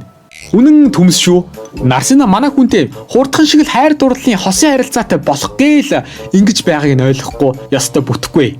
Цэнхэр үстэ толгойн дотроо хэр бахтай хинч байхгүй газар байр аваада анир чимээгүй өрөөнд хоёулахна халуун уухын бэлдээд 100-ны ил галыг ширтэнгээ хоёулахнаа ярилцаж харилцаагаа зузаатхан нэг л мэдхэд бид хоёрын сэтгэл дотор барьж дийлдэшгүй халуун мэдрэмжүүдээр дүүрч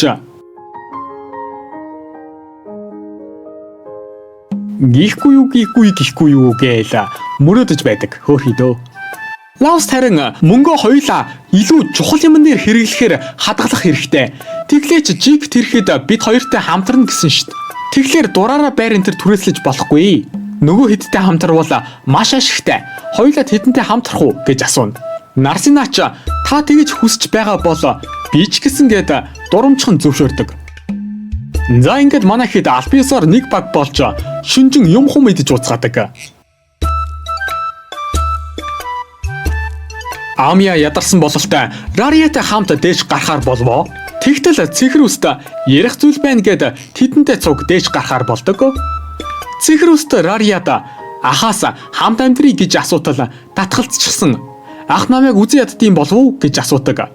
Рария харин ч эсэргээрээ чамайг нандиндаг шүү дээ гэхэд Нарсина би таныг хайр дурлалын туршлагатай гэдгийг мэдээд байсан юм аа гэж баярлана.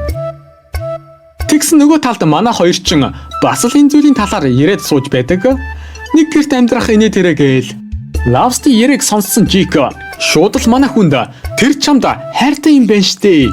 Үл таамсарлах ч муухай зүйл бидтэй.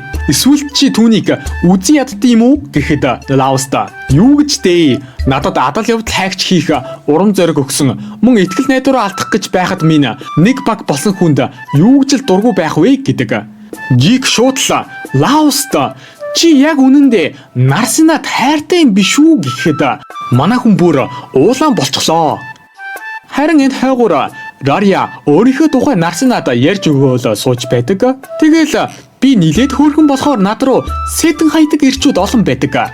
Бүр намайг онилж багт минь илсдэг залуучууд байдаг гээл бод. Гэд хэлж дуусаагүй байж байтал нөгөө ядраад унтсан Амиачин Шаркач гэсэн надад боломж байгаа болов уу? Инээ тэрэ гэж байсан. Тэгэхээр танд сайн байжээ гэд босоод ирнэ. Амиа энэ хоёрыг хайр дурлал ярьж байхыг нь сонсоод сонирхсон төрөөд хамаг нойрон хийсэд явчихлаа гин. Рария яриагаа үргэлжлүүлэн би Жиктэй анх нэг баг байсан үед нэг нөхөр намайг онлоод багт маань орж ирсэн. Жик мэдээд тим эрийг багтаа оруулсан өөрийгөө уучлж чадлагүй. Тэр залуу хөөснийхөө дараа хаа нэгтээ яваад өгсөн. Уг нь би уурлаагүй байтал дураараа алга болчихсон. Тэр яагаад миний сэтгэлийг огтхон ч ойлгодгүй юм бэ? Тэгэхэд Нарсина та тэрэнд сайн байх нэ гин. Энэ үед Жик Лаустаас чи хайртай юм бол яагаад Нарсинагийн саналаас татгалцсан юм гэж асууж байдаг. Лауста нэг гэрт амьдрмаар байна гэж хэлэхэд нь үнэндээ баяртай байсан. Гэхдээ нэг зүйлийг шалгах хэрэгтэй байсан юм гэж хариулдаг. Тэгэхээр Лауста цэнхрүүстэд сайн байх нь. Тэгсэн Лауста бүлэгмийн эмэгтэйд Нарсинаг судлаад ир гэсэн даалгавар өгсөн бололтой. Эмэгтэй Нарсинагийн тухай бүгдийг нь судалчлаа гэд хүрээд ирдэг.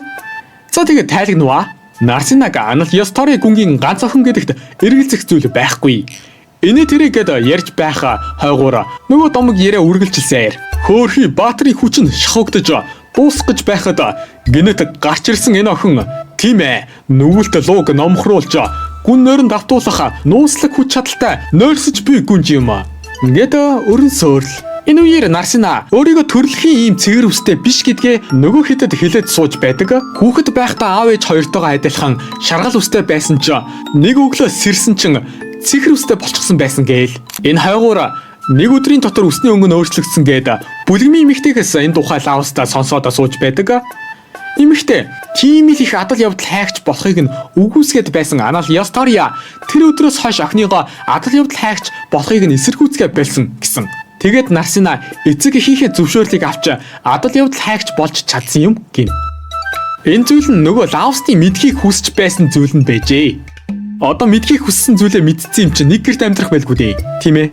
Харин энэ хойгуур Рария цэнхэр үст шиг түрэмгий байсан бол Жиктэй аль хэдийн үерчгсэн байхгүй юу гэд гомдлоод хэвтэж байхыг манай гурван жоохно хараад Рарияг хүчээр Жик дээр авчдаг. Ингээд тэр хоёр ярилцахаар болж Рария Чикээс шууд л надтай амьдралын хамтрагч болооч. Нэг ясандаа эхнэр нөхөр болооч гээл шийдэн бий асуудал. Мань хүн бодож үзье л гэв. За ямар ч байсан бодож үзээрэй гээд манай хоёрын яриа өндөрлөдөг. Ласт энэ үед цэнхэр үстийг маргааш завтай юу? Яриха чухал юм байна гинэ. Нарсинаач за ойлголоо гэж зөвшөөрнө. За харин нөгөө домог ярианы хувьд гэхдээ юугээ чимэгнэл вэ? Нүгэлт лууг унтуулахын тулд нойрсож буй гүнж өөрийгөө золиослох хэрэгтэй болов. Баатар дахин хөл дээрээ босож ертөнцийг аврах тэр өдөрт итгэн нойрсож буй гүнж нүгэлт луугийн өмнө гарч ирэв. ертөнц нойрсож буй гүнжин золиосоор түр зүрийн амар амгаланг өөрсдийн болгов. Ийхүү домог яриа өндөрлөө.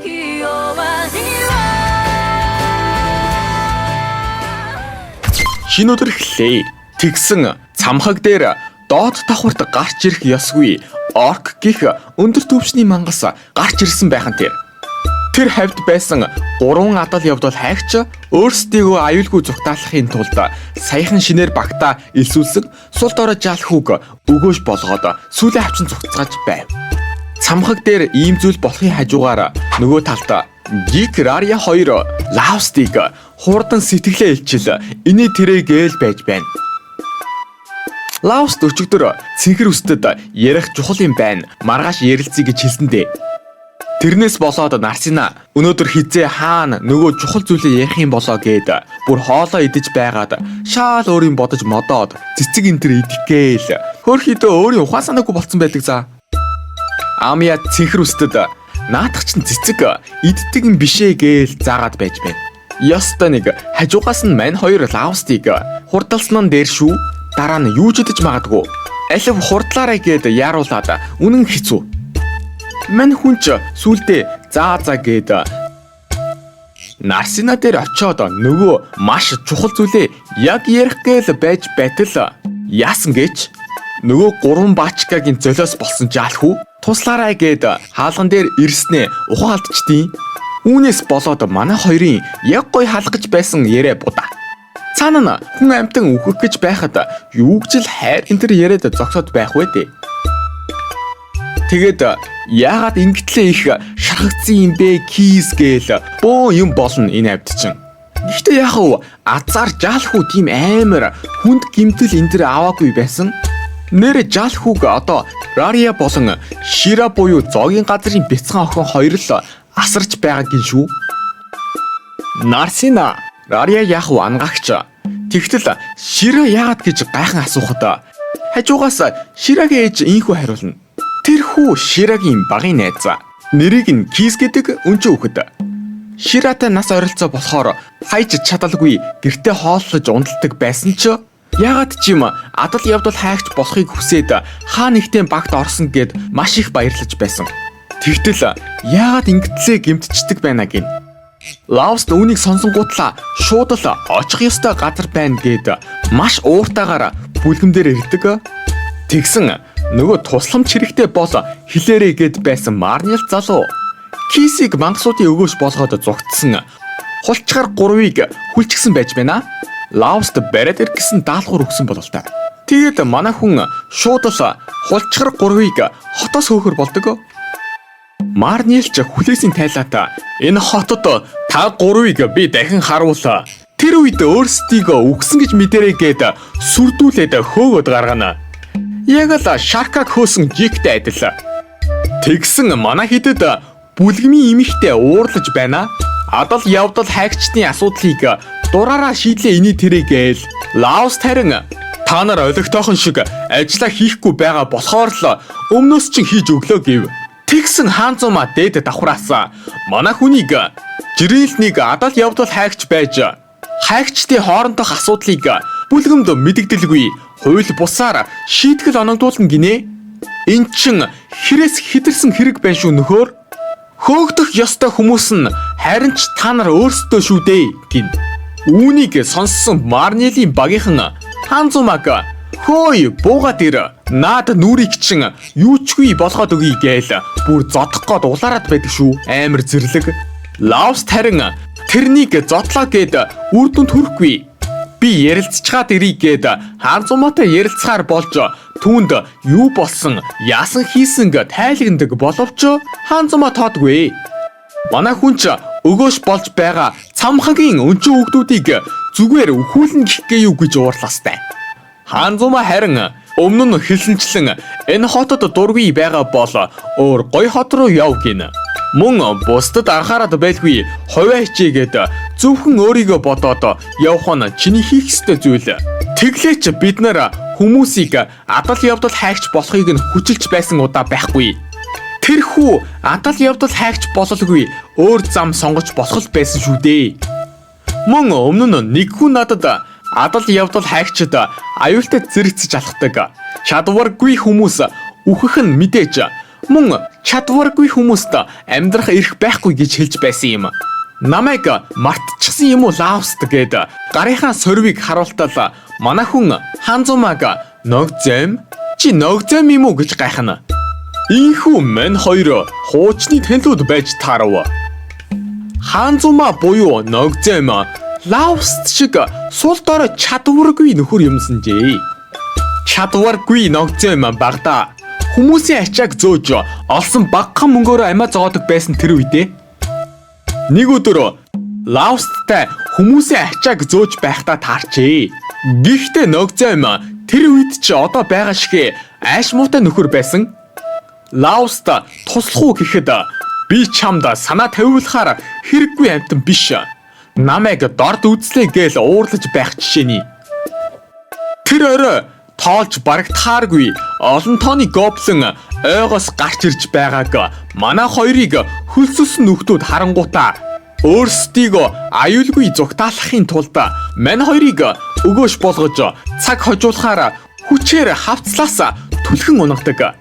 Харин Лаост тэр үед хоёулаа эндээс амьд буцаад тэд нарыг харамсуулаад өгье гэж ногзэмиг зоригжуулаад албан ёсоор нэр усаа солилцож андууд болжээ.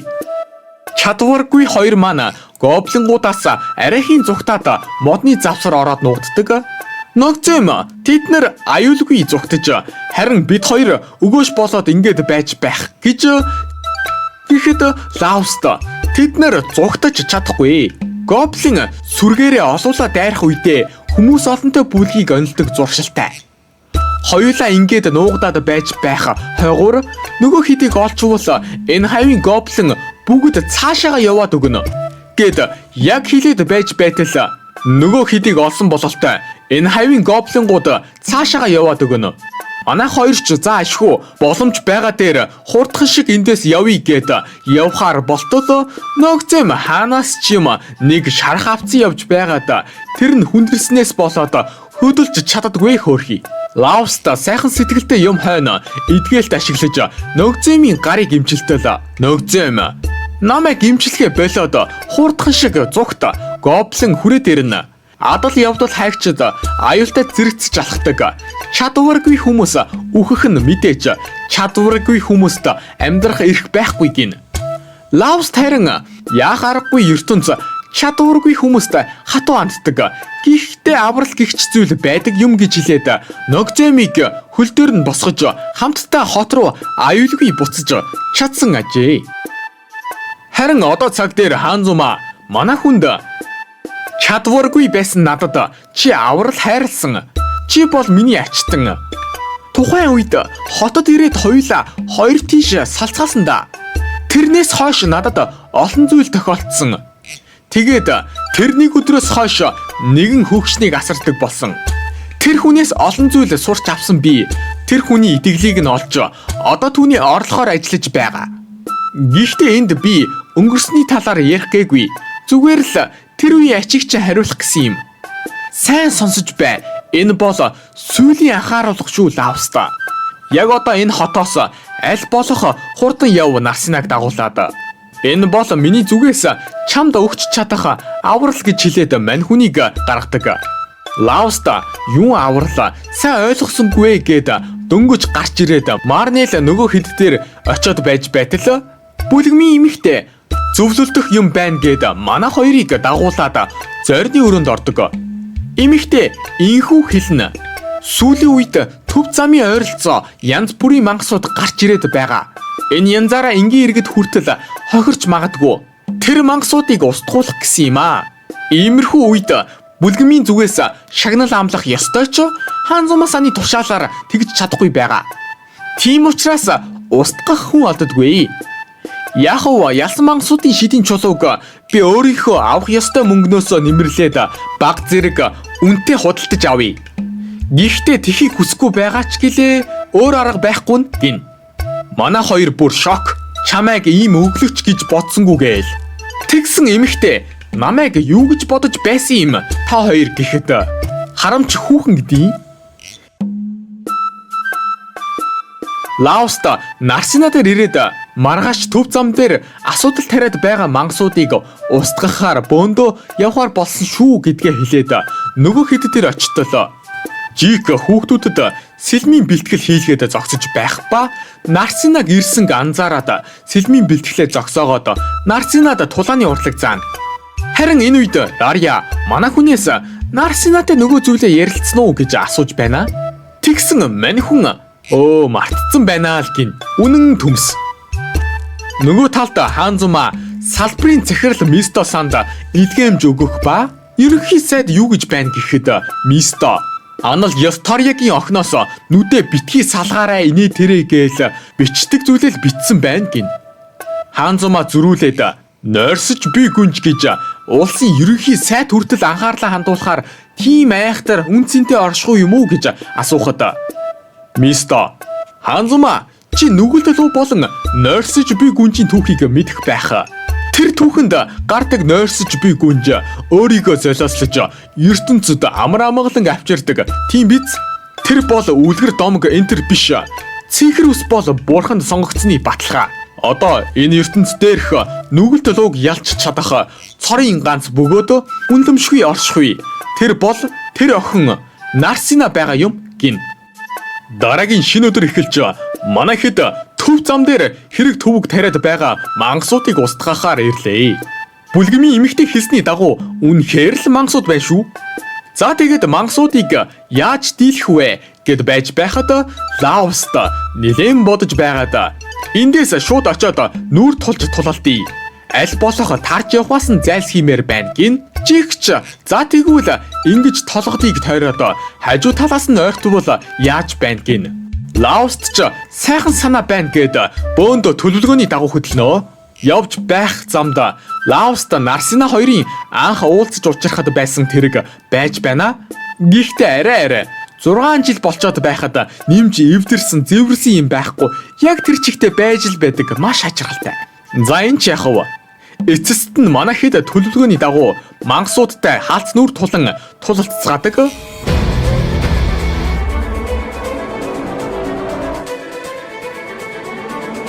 Гоблин митиг бол манай хэд тэр дор нь ялцгаж байгаа юм чин.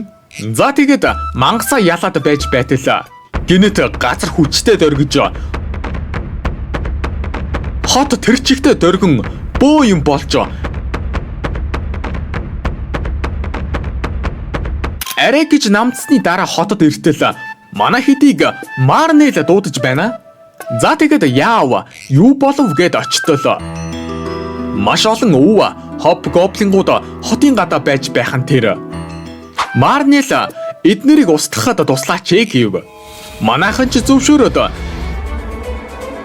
нэг нэгээр нь амархан гихч нь устгаж байтал өвөө буюу авраг гоблингийн гарыг нь Лауст тасцсан чин чамайг да өршөөхгүй ална заавал гэд нөгөө ярьж чадах ёсгүй мангасууд чин ирээд эхэлнэ. Мангасууд хүний хэлээр ярьж чадах ёсгүй бидтэй эн чин одоо юу болоод байна гэд гайхсаар ажлынхаа ард гарав.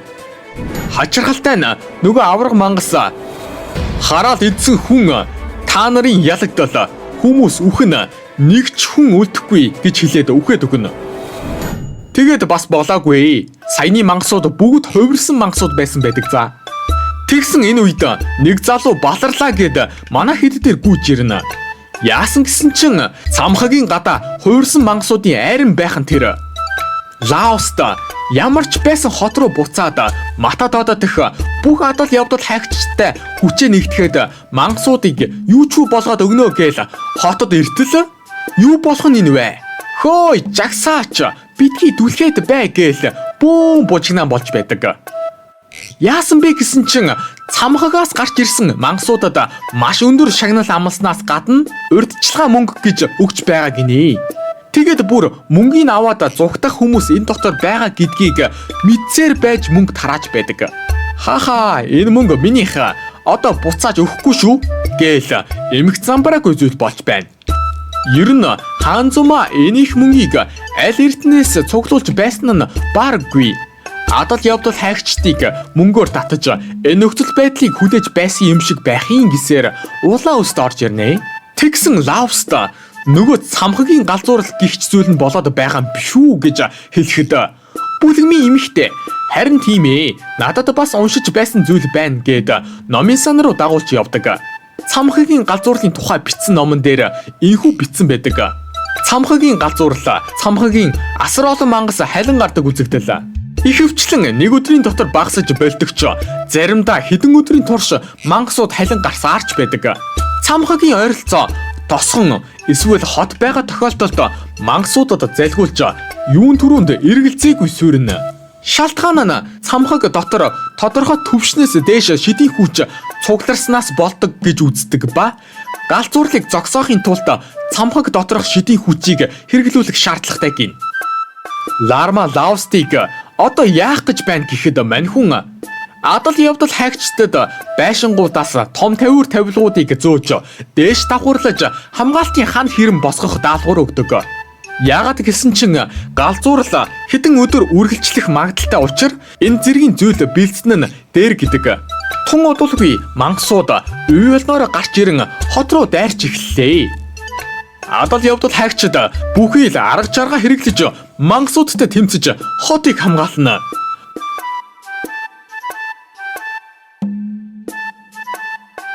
Манай хэд ч урагш гарч тулалдцгаана. Стил мангасууд үе олноор хязгааргүй мэт гарч ирсээр л. Тэгсэн Жик болгоомжгүй байдлаас болоод бүдрээд яг балардгийн даваан дээр болоогүй л байна да Жик. Нандин шидэд сэлэмчин уйлж байна шүү дээ гэд ханаас ч юм Роноуд гих үнэн күүл нөхөр энэ хавийн мангасуудыг хормын дотор устган гарч ирдэг. Тэгсэн энэ нөхөр Лаост болон Жикэд сэлмийн урлаг заасан багш нь юм гинэ. Мөн бас Нарсина сэлмийн урлаг оролдож үзэж байхдаа энэ хүнээр багшлуулж байсан болж тардаг. Удалгүй улаан үстж ирлээ. Тэгсэн Роноудыг ямар их удаа гэж юм. Тэгэхээр Роноуд гих энэ нөхрийг уухта Ларма дуудсан бололтой. Роноуд галын жүтгэр ихэд ууралцгаж гэхэд Ларма би бол галын бурхан хэнийг жүтгэр гэд байгаа юм өөш гэд галт бөмбөгөөр харавтал. Юу ч болоогүй мэт сэлмээр амархан гихч нь хаачна. Энэ сэлмийг хараад байгаарай. Харваас айхтарид байна шүү. Роноуд ярилцах зүйл байгаа ч гэлээ дараа ярилцъя гэд тулаанаа үргэлжлүүлж байх энэ үед Ханзума хэдэн 100 жилийн өмнө алга болсон байх учиртай шилжүүлгийн хаалганаас гарч ирээд Мисто дуудаж байна гэд Ларма, Лаоста, Нарсина гурвыг дагуулад явдаг. Явж байх замд Нарсина өөрийгөө яагаад дуудагдсан юм болоо гэд гайхан асуухад Лаоста тэрийг мэдэхгүй нь гэхдээ ямар нэгэн юм болбол чамайг хамгаалнаа гэхэд улаан үст Мистод гар битгий хүрээрэ гэж анхааруулдаг. Учир нь улаан үст чихнээс түүнлүү дайрсан ч ялч чадхааргүй тийм л хүчтэй эрхэм байгаа юм гэдэг. Нөгөө нэг хөшигний ардаас Ханзумаг удирдаад байсан нууцлагдмал Мисто гихч нөхөртэй манай хэд эцэст нь уулзваа. Тэгсэн энэ Мисто гихч чинь хүн биш эльф байсан байвал яах вэ? Энэ ертөнцид эльф бол устж мөгсөн маш ховор үндэстэн юмсан жээ. Мөн энэ эльф нь энэ овг төрлийнхөө бараг л хамгийн сүүлийн амьд үлдэгч гин шүү. Ларма эльф бол хүмүүсээс хавилуу шид ашигладаг чадвартай овг төрөл. Тэдний дундаас тэр бол 600 гаруй жил амьдарсан бүхий л төрлийн шидийг мэддэг. Над мэдтэй харьцуулахын аргагүй хүчрхэг шиддэг юм гин. Ларма Ханзумаг харчаад энэ тэгээд одоогийн шинэ шавчин уу гэхэд Мисто Үгүй ээ. Харамсалтай нь тэр миний шав биш. Түүнд шидийн чадвар байгаагүй учраас юу ч зааж чадаагүй гин. Хаанзума харин шид танаас сураагүй ч өөр маш олон зүйлийг сурсан. Тэр утгаараа би таны шав гэдэгтээ бахархаж явдаг гин. Мисто харж байна уу Ларма? Багш шав хоёр ийм л байх ёстой гэж үлгэрлэнэ. Лармач би угаасаа муу шав байсан бидтэй л гин. За тэгээд ингэсгээд манай хэд гол ирээнд орно. Энэ хотод асуудалтай адал явдал хайгч нарыг авчирч байсан нь ийм үед мөнгө цацж ашигтайгаар ашиглахын төлөө байсан гэхээр Мисто чи цамхагийн галзуурал болно гэдгийг мэдэж байсан байжээ гин Ларма. Лаус харин мэдэж байсан юм бол яагаад эртхэн анхааруулаагүй юм бэ гэхэд бид нар цамхагийн галзуурал удахгүй болно гэдгийг л мэдэж байсан ч тэр нь эх 7 хоногт уу эх сард уу эсвэл хэдэн жилийн дараач байж магадгүй байсан. Хизээ болох нь мэддэхгүй зүйлийг анхааруулах нь удахгүй зүйл учраа анхааруулаагүй. Бас бүх адал явдал хайгч нарын бүлгэмийг өдөртдөг энэ улсын үнэхээр том хүн амаа хамих гэж дуршаасан учраас хэлэх боломжгүй байсан юм а гэдэг. Тэгээд нөгөө хотод байгаа үл мэдэгдэх цагаан барилгууд нь хэлж чадахгүй учраас сайхан сэтгэлтэй Мисто саны хотын төлөө бэлдсэн нууц хөзрөн ажээ. Мисто Ларматай тохиролцуул гэж байна. Галзуурал эхлээд удаагүй байна. Хичнээн тамир тэнхээтэй адал явдал хайгч байсан ч энэ чихтэй нойргүй, амралтгүй хотыг хамгаалах ямар ч боломжгүй. Тиймээс Ларма чиний галын бурхан гэгдэх асар их шидийн хүч хэрэгтэй байна. Чамайг шидийн хүчээр хамгаалалт үүсгээд хотыг хамгаалж байх хоорондоо Лауста нөгөө хэд цамхагийн гүн рүү орж хараахан олдоогүй байгаа цамхагийн боссыг ялвал галзуурал зогсох боломжтой гинэ. Өөр арга байхгүй юм хайна. Лармач зөвшөөрч шидийн хэрэгсэл рүү ордог. Энэ нь дотроо оруулсан хүнийхээ шидийн хүчийг хүчээр булааж авдаг шидийн хэрэгсэл. Энэ хотод хан хэрэгтэй байгаа цагт Ларма шидийн хүчээ өргөжлүүлэн өхөөс аргагүй. Хэрв Лармагийн бүх шидэн дуусаад ухаан алдах тэр мөчөд тэрний цаана үхэл байгаа гин шүү. За тэгээд амнасаа аюулд оруулан байж Ларма өөрийн шидийн хүчээр хотыг тойрсон барилгуудыг тэтгэж амар том хамгаалтын хаан үүсгдэг. Инхүү Лармагийн ачаар мангасууд хот руу орч чадахгүй боллоо. Энэ үед манай хоёр нөгөө хэд дээр ирээд юу болсон яасан хийсэнг бүгдийг нь тайлагнана. Тэгсэн чин Гриппон гих нэгдүгээр зэрэглэлийн адал явдал хайгч нар бөөндөө дайрсан ч ялч чадхааргүй тийм амар хүчтэй мангас Лармагийн шидийн хамгаалтыг нураах гээд дайрч ядаргаатна. Шидийн хаананд учрах гэмтэл шидийн зарцуулалттай холбоотой учраас хаананд хүнд гэмтэл учруулах тусам Лармагийн шидийн хүч тэр хэмжээгээр асар хурдан дуусаж амь нас нь аюулд орох болохоор манай хэд хурдхан шиг шууг устгахгүй болохгүй нэ гэд хамгаалтын ханаас гараад Гриппон руу яг очих гэтэл аянга мэд хурдан гэж дуудагддаг Фенри рүү гих гадарга дээрх хамгийн хүчтэй мангас гараад ирнэ. Жик Гриппон Фенри рүү хоёртой зэрэг таарна гэдэг адал явдал хайгчийн аз ёндоо шүү гинэ. Рарья тэгж хэлчихэд гарчин чичрээд байх юм гэхэд мань нөхөр догдолсондоо чичирч байгаа юм а гэв. Үнэн хөгжилтэй нөхдүүд шүү. За тэгээд Ронавод манай хидэд Фенри рүүг даатгаж өөрөө Гриппонг зогцуулахар болдог. Ийхүү манайхан нөгөө аянга мэт хурдан амтантай чин тулалдаж байтал Лауст шаргадчихнаа. Харин нөгөө талд Ронавод Гриппонтой хаалц анман үзэлцэж байдаг. Хэдий Лауст чаргагдсан ч гэлээ Фенри рүү манай хэд ч дутгамгүй дайрсаар л. Гэхдээ үнэн зөвүүн нь энэ чон шиг Фенри рүү гих амтан сул зай гаргах юм бол аль сул доройлоо нөлөж дайраад байдаг за. Шууд л тулалдах чадамжгүй Рарья болон шархагдсан Лауст руу дайрдаг. Лауст ойчход Нарсина яаж ахыг минь гээд бодлохгүй галзуу юм шиг Пранаг шиглэн Фенри рүү дайрч эхэлнэ.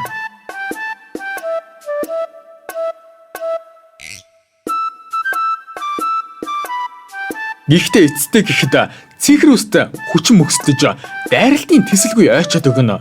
Тэгсэн Лауст гинэт дээрээс үсэрч гарч ирээд мангасын хүзүүрөө нь хутгаараа нялга зооч мангасыг ялдаг. Нарсина учир зүггүй тэнэг юм шиг дайрч байсан нь учир жанцантай байжээ. Лаустыг ойчих үед Нарсина мань хүний нүдийг хараад тулалдаж чадхаар болтол цаг хожоод өгөөч гэсэн мессеж хүлээн авч дайрсан байжээ. Гэхдээ нүдээр ойлголцсон гэдэг чинь жинхэнэ хайрын холбоо энтерл байх та. Ийхүү мангасыг ялч чадлаа. Тэгсэн Нарсина угаалтчихна. Цэхэр үстэ сэрэхэд бүх зүйл дууссан байх ба Ронавд ч Гриппинг амжилттай ялжээ. За тэгээд өдөржин мангасуудтай тулалдсан учраас манайхэд буудлал руугаа явж амарцгаахаар болдог. Ядарсан биетэйгээр цамхаг руу орж цамхагийн боссыг ялна гэж байхгүй юм хойно. Тэгсэн гинэт хаанзума ханаас ч юм гарч ирснэ. Нарсинаг шилжүүлэхийн хаалгаар хаа нэгтээ аваад явчихдаг. Лаост манайхэд бүр шок. Яагаад Нарсинаг гээл хойноос нь явж чадахгүй юм хойно манайхан яах хийхээ ярилцахаар нэгэн зоогийн газарт орж ирээд судаг. Дашрамт хэлэхэд нойрсож буй гүнжийн домог гэрээг энэ улсын хүүхдүүдээс хуулаад томчууд бүгд мэддэг гин шүү. Тэгэхээр манай Лаост ч хүртэл мэднэ гэсэн үг. Ронавд Лаостаас "Хөөе, чи Нарсинаг тэр түүхэнд гардаг нойрсох гүнж гэдгийг одоо хүртэл анзаараагүй байсан юм уу гэж байна. Манай хүн юу ч анзаараагүй гэж байна. Гэхдээ төмс юм чи яаж анзаарах вэ те? Нойрсож буй гүнжийг үлгэр домог гэж итгэж байсан нөгөө хэд үнийг сонсоод үлгэр биш бодит үнэн гэдгийг мэдээд гайхацгааж байхдаа Ронавдаас тэгээд яаж нойрсох гүнж луг унтуулдаг юм бэ гэхэд Ронавд мэдээж үлгэр домог шигэ хоронлууд идүүлнэ гэдгийг. Лаост "Өөгүй" гэж цочролт орно. Харин энэ хайгуур нөгөө талд хаанзума цэхэр үстийг Мисто дээр авэйтсан байдаг ба Мисто Нарсинад инхүү хэлэн зогсож байдаг. 200 жилийн өмнө гарч ирсэн хоронлууг Баатар ялсан гэх энэ домог яриаг бүх хүн мэднэ. Гэхдээ яг үнэндээ хоронлууг Баатар тэр үед ялаагүй. Ердөө түр зур буцаад яваач гэж гуйсан төдий. Юуны өмнө зөвхөн 200 жилийн өмнө хоронлуу гарч ирсэн юм биш. 400 жилийн өмнө ч тэр 600 жилийн өмнө ч тэр энэ ертөнц аюултай нүр тулж байсан. Нэг ёсондоо тэдгээр 200 жил бүр гарч ирээд байгаа луунууд бүгд нэг луу бөгөөд Баатарт ялагдаж хүчээ цуглуулж дахин амьлсаар байгаа. Харин одоо тэр хоронлуугийн дахин амьлах цаг нь ойрхон байгаа. Бүх 90 үед хоронлуу амьлахтай зэрэгцэж Баатар гихч нөхөр гарч ирдэг боловч энэ удаа харамсалтай нь гарч ирээгүй. Тиймээс энэ удаа лууг ялч чадахгүй ч гэлээ нойрсуулж чадах нэгэн бол байгаа. Нарсина, чиний үсний өнгө бүгнийг харуулж байна. Хоронлуу болон нойрсох гүнж болоо ердийн нэг үлгэр домог 190 энтер бол биш. Энэ бол бодит үнэн. Харин чи тэр түүхийн луг унтуулахаар сонгогдсон нойрсох гүнж юм гэж Нарсинад бодит үнэн хэлдэг. Цэхэр үстэ ам маань тэр талаар мэдэж байсан учраас намайг адал явдал хайгч болохыг маань зөвшөөрчээ гэдгийг энэ үед анзаардаг. Уухта бүх адал явдал хайгчдын бүлгэмийг удирддаг ерөнхий сайд гэгч нөхөр Мистод Нарсинаг хулгайлах тушаал өгсөн ажээ. Хоронлуугийн учруулах хохирлыг хэрхэн багасгах вэ гэдгийг л бодож байгаа тэр Нарсинаг лууд идүүлэх төлөвлөгөөтэй байгааг гин. Ерөнхийдөө бол бүх адал явдал хайгчдын бүлгэмийг удирддаг гэд байгаа ерөнхий сайд гэгч нөхөр Матадод ойрын хугацаанд хоронлуу гарч ирнэ гэдгийг мэдж байсан бөгөөд албаар Матадод дээр хамгаалтын цайц хэрэм бариулалгүй ямар ч анхааруулга энэ төр өгөхгүй нэг ёсондоо Матадод гэх энэ цамхагт хотыг цамхагийн галзуурлаар устгуулах зорилготой байгааг гин. Харин Мисто эсэргээрээ хотыг устгуулах бодлоггүй байгаа. Тиймээс шидийн хамгаалалт болон галзуурлыг зогсоох гэх мэтчлэн зүйлсүүдийг хийж байгаа нь энэ ажээ.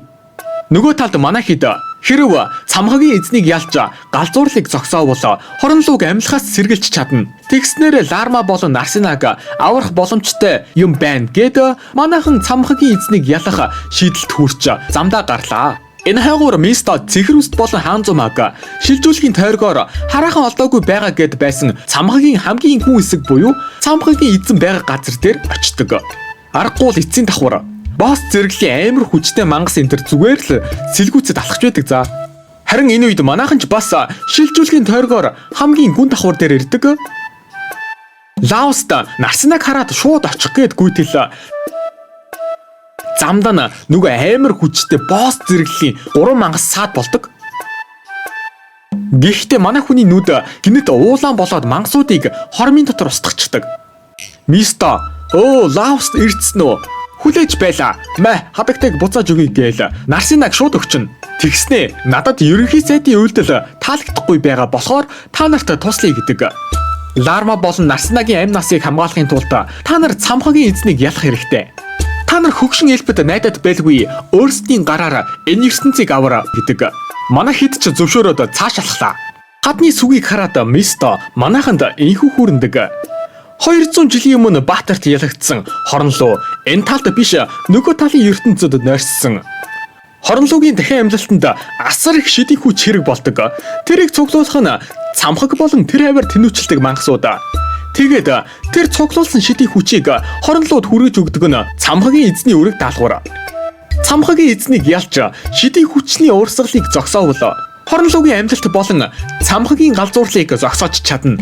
Гэхдээ тэглээгээд хоронлоог ялсан гэсэн үг биш. Шидийн хүчний их үзүүрээ алдсан хоронлоо дахин өөр цамхагийн эзнийг ашиглан өөрийгөө амьлуулах болно. Гिचлээд Мисто за илүү галзуурлыг зогсооцгоё гэд цамхагийн эзнийг дууддаг. Удалгүй эзэн ч гарч ирэн тулаа эхэллээ.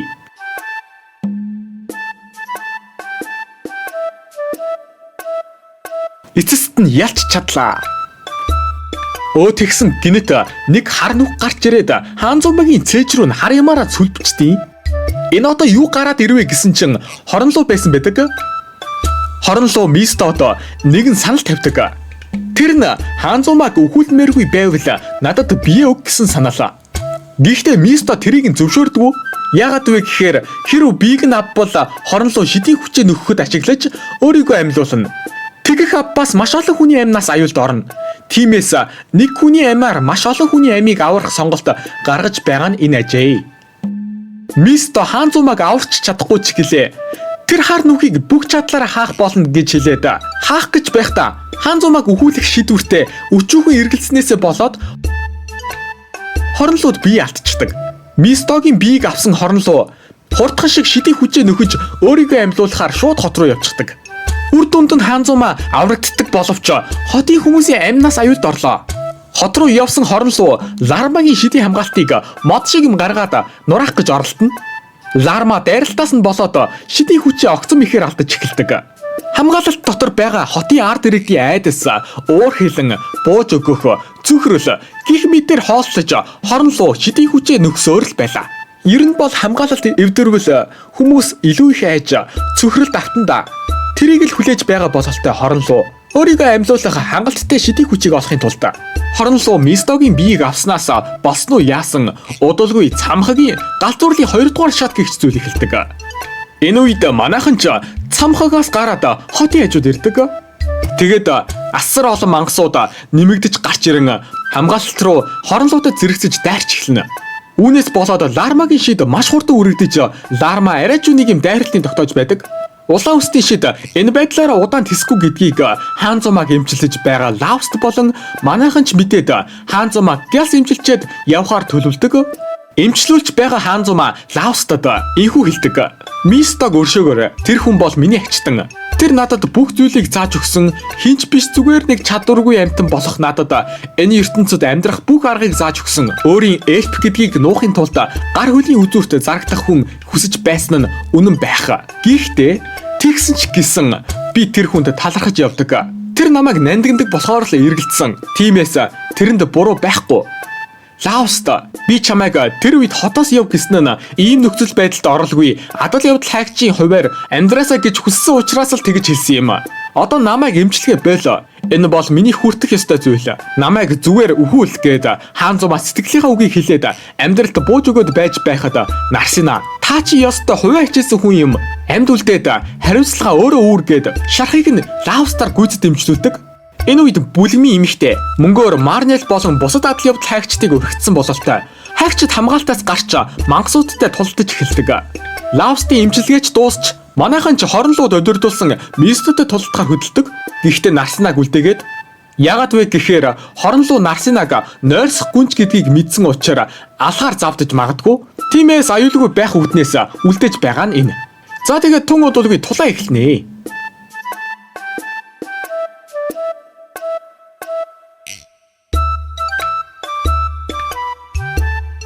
Лавста хоронлоо руу дайх гэж байгаад гидс рүүгээ мөчрөөр сүлбүүлцдэг.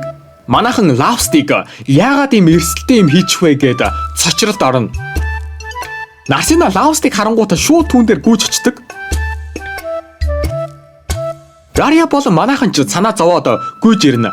Рария Лавстын шархыг тогтоож байх энэ хайгуур хамгаалтын хан руу нөгөө мөчр шиг эмчин зоогдоод ургаад ханыг цөмлөж байх ба Ларма харин арайчууныг юм тогтоож байдаг.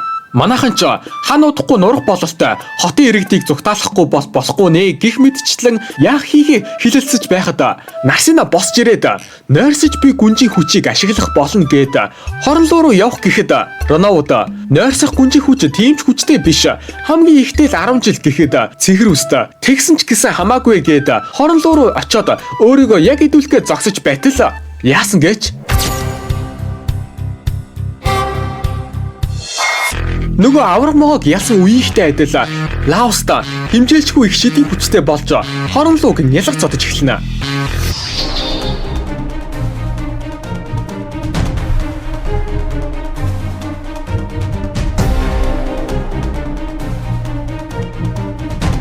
Нарсина ах маань энэ байдлаараа хуучин ивэнд орохгүй бол яана гэд Жиг Ронауд хүртэл айгаад ойртож чадахгүй байгаа. Хувирсан Лауст руу очиж Лаустыг хуучин хивэнд нь оруулдаг.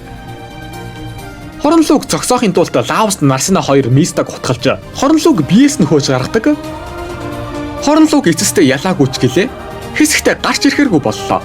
Хорон луу алга болсонтой зэрэгцэж галзуурлж зогсдог. Гэвч маш харамсалтай нь Мисто шархаад ийлэлгүй өөд болдог. Үзэгдэл солигдож улсын хаан бололтой нэгэн нөхөр Мисто өөд болоо юу. Хорон луу хэсэг зургийн нойронд автаж нойрсож буй гүнж амьд үлдсэн. Тэгэхээр энэ дэлхий аврагдсан гэсэн үг үү? Гэхдээ энэ Лауст гэдэг залуу баатрийг орлох нэгэн биш байлгүй дээ гэж гайхширан сууж байдаг. Тэгсэн энэ үед бүлгэмдэр Ханзума би ийм бичтэйгээр ажлаа үргэлжлүүлж чадахгүй гээд өөрийн ажлаа бүлгэмийн эмэгтэйд өгч байдаг. Эмэгтэй авахыг дургуутсдагч Ханзумагаас салбарын эрхлэгчийн авдаг цалин сонсоод шууд зөвшөөрдөг. Тэгснэ Амаста миний бие Матата болон бүлгэмийг дахин босгохын төлөө биш сэтгэлээ зориулж ажиллах болно гинэ. Орой болж манай хоёрын дунд бяцхан яриа өрнөнө. Лауста хорон луугийн дахин амьлах хугацааг хойшлуулж чадсан ч гэлээ хэзээ нэгэн өдөр дахин гарч ирэх нь ойлгомжтой. Тиймээс Баатрийг хайхаялалд гарах бодолтой байна. Чамда зүгээр бол надтай хамт явахгүй биз гэхэд Нарсина тэгэлгүй яах вэ гэж зөвшөөрч маргааш нь Лауст Нарсина хоёр хамтдаа Баатрийг хайхаялалд гардаг.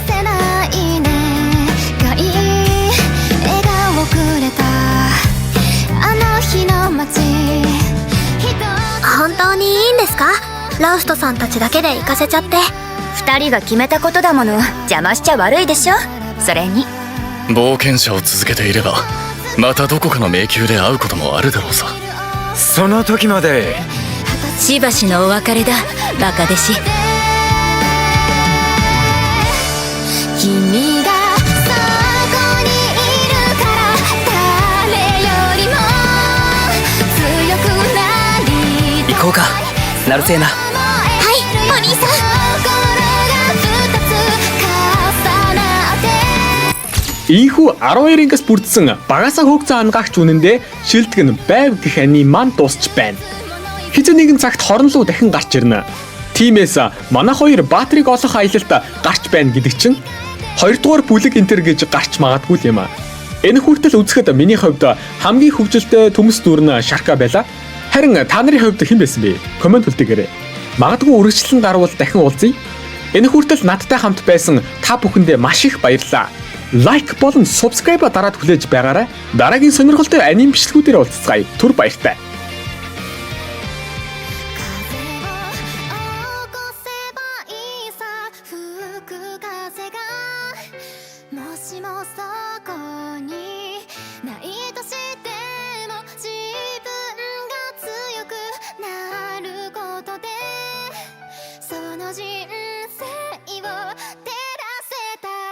君が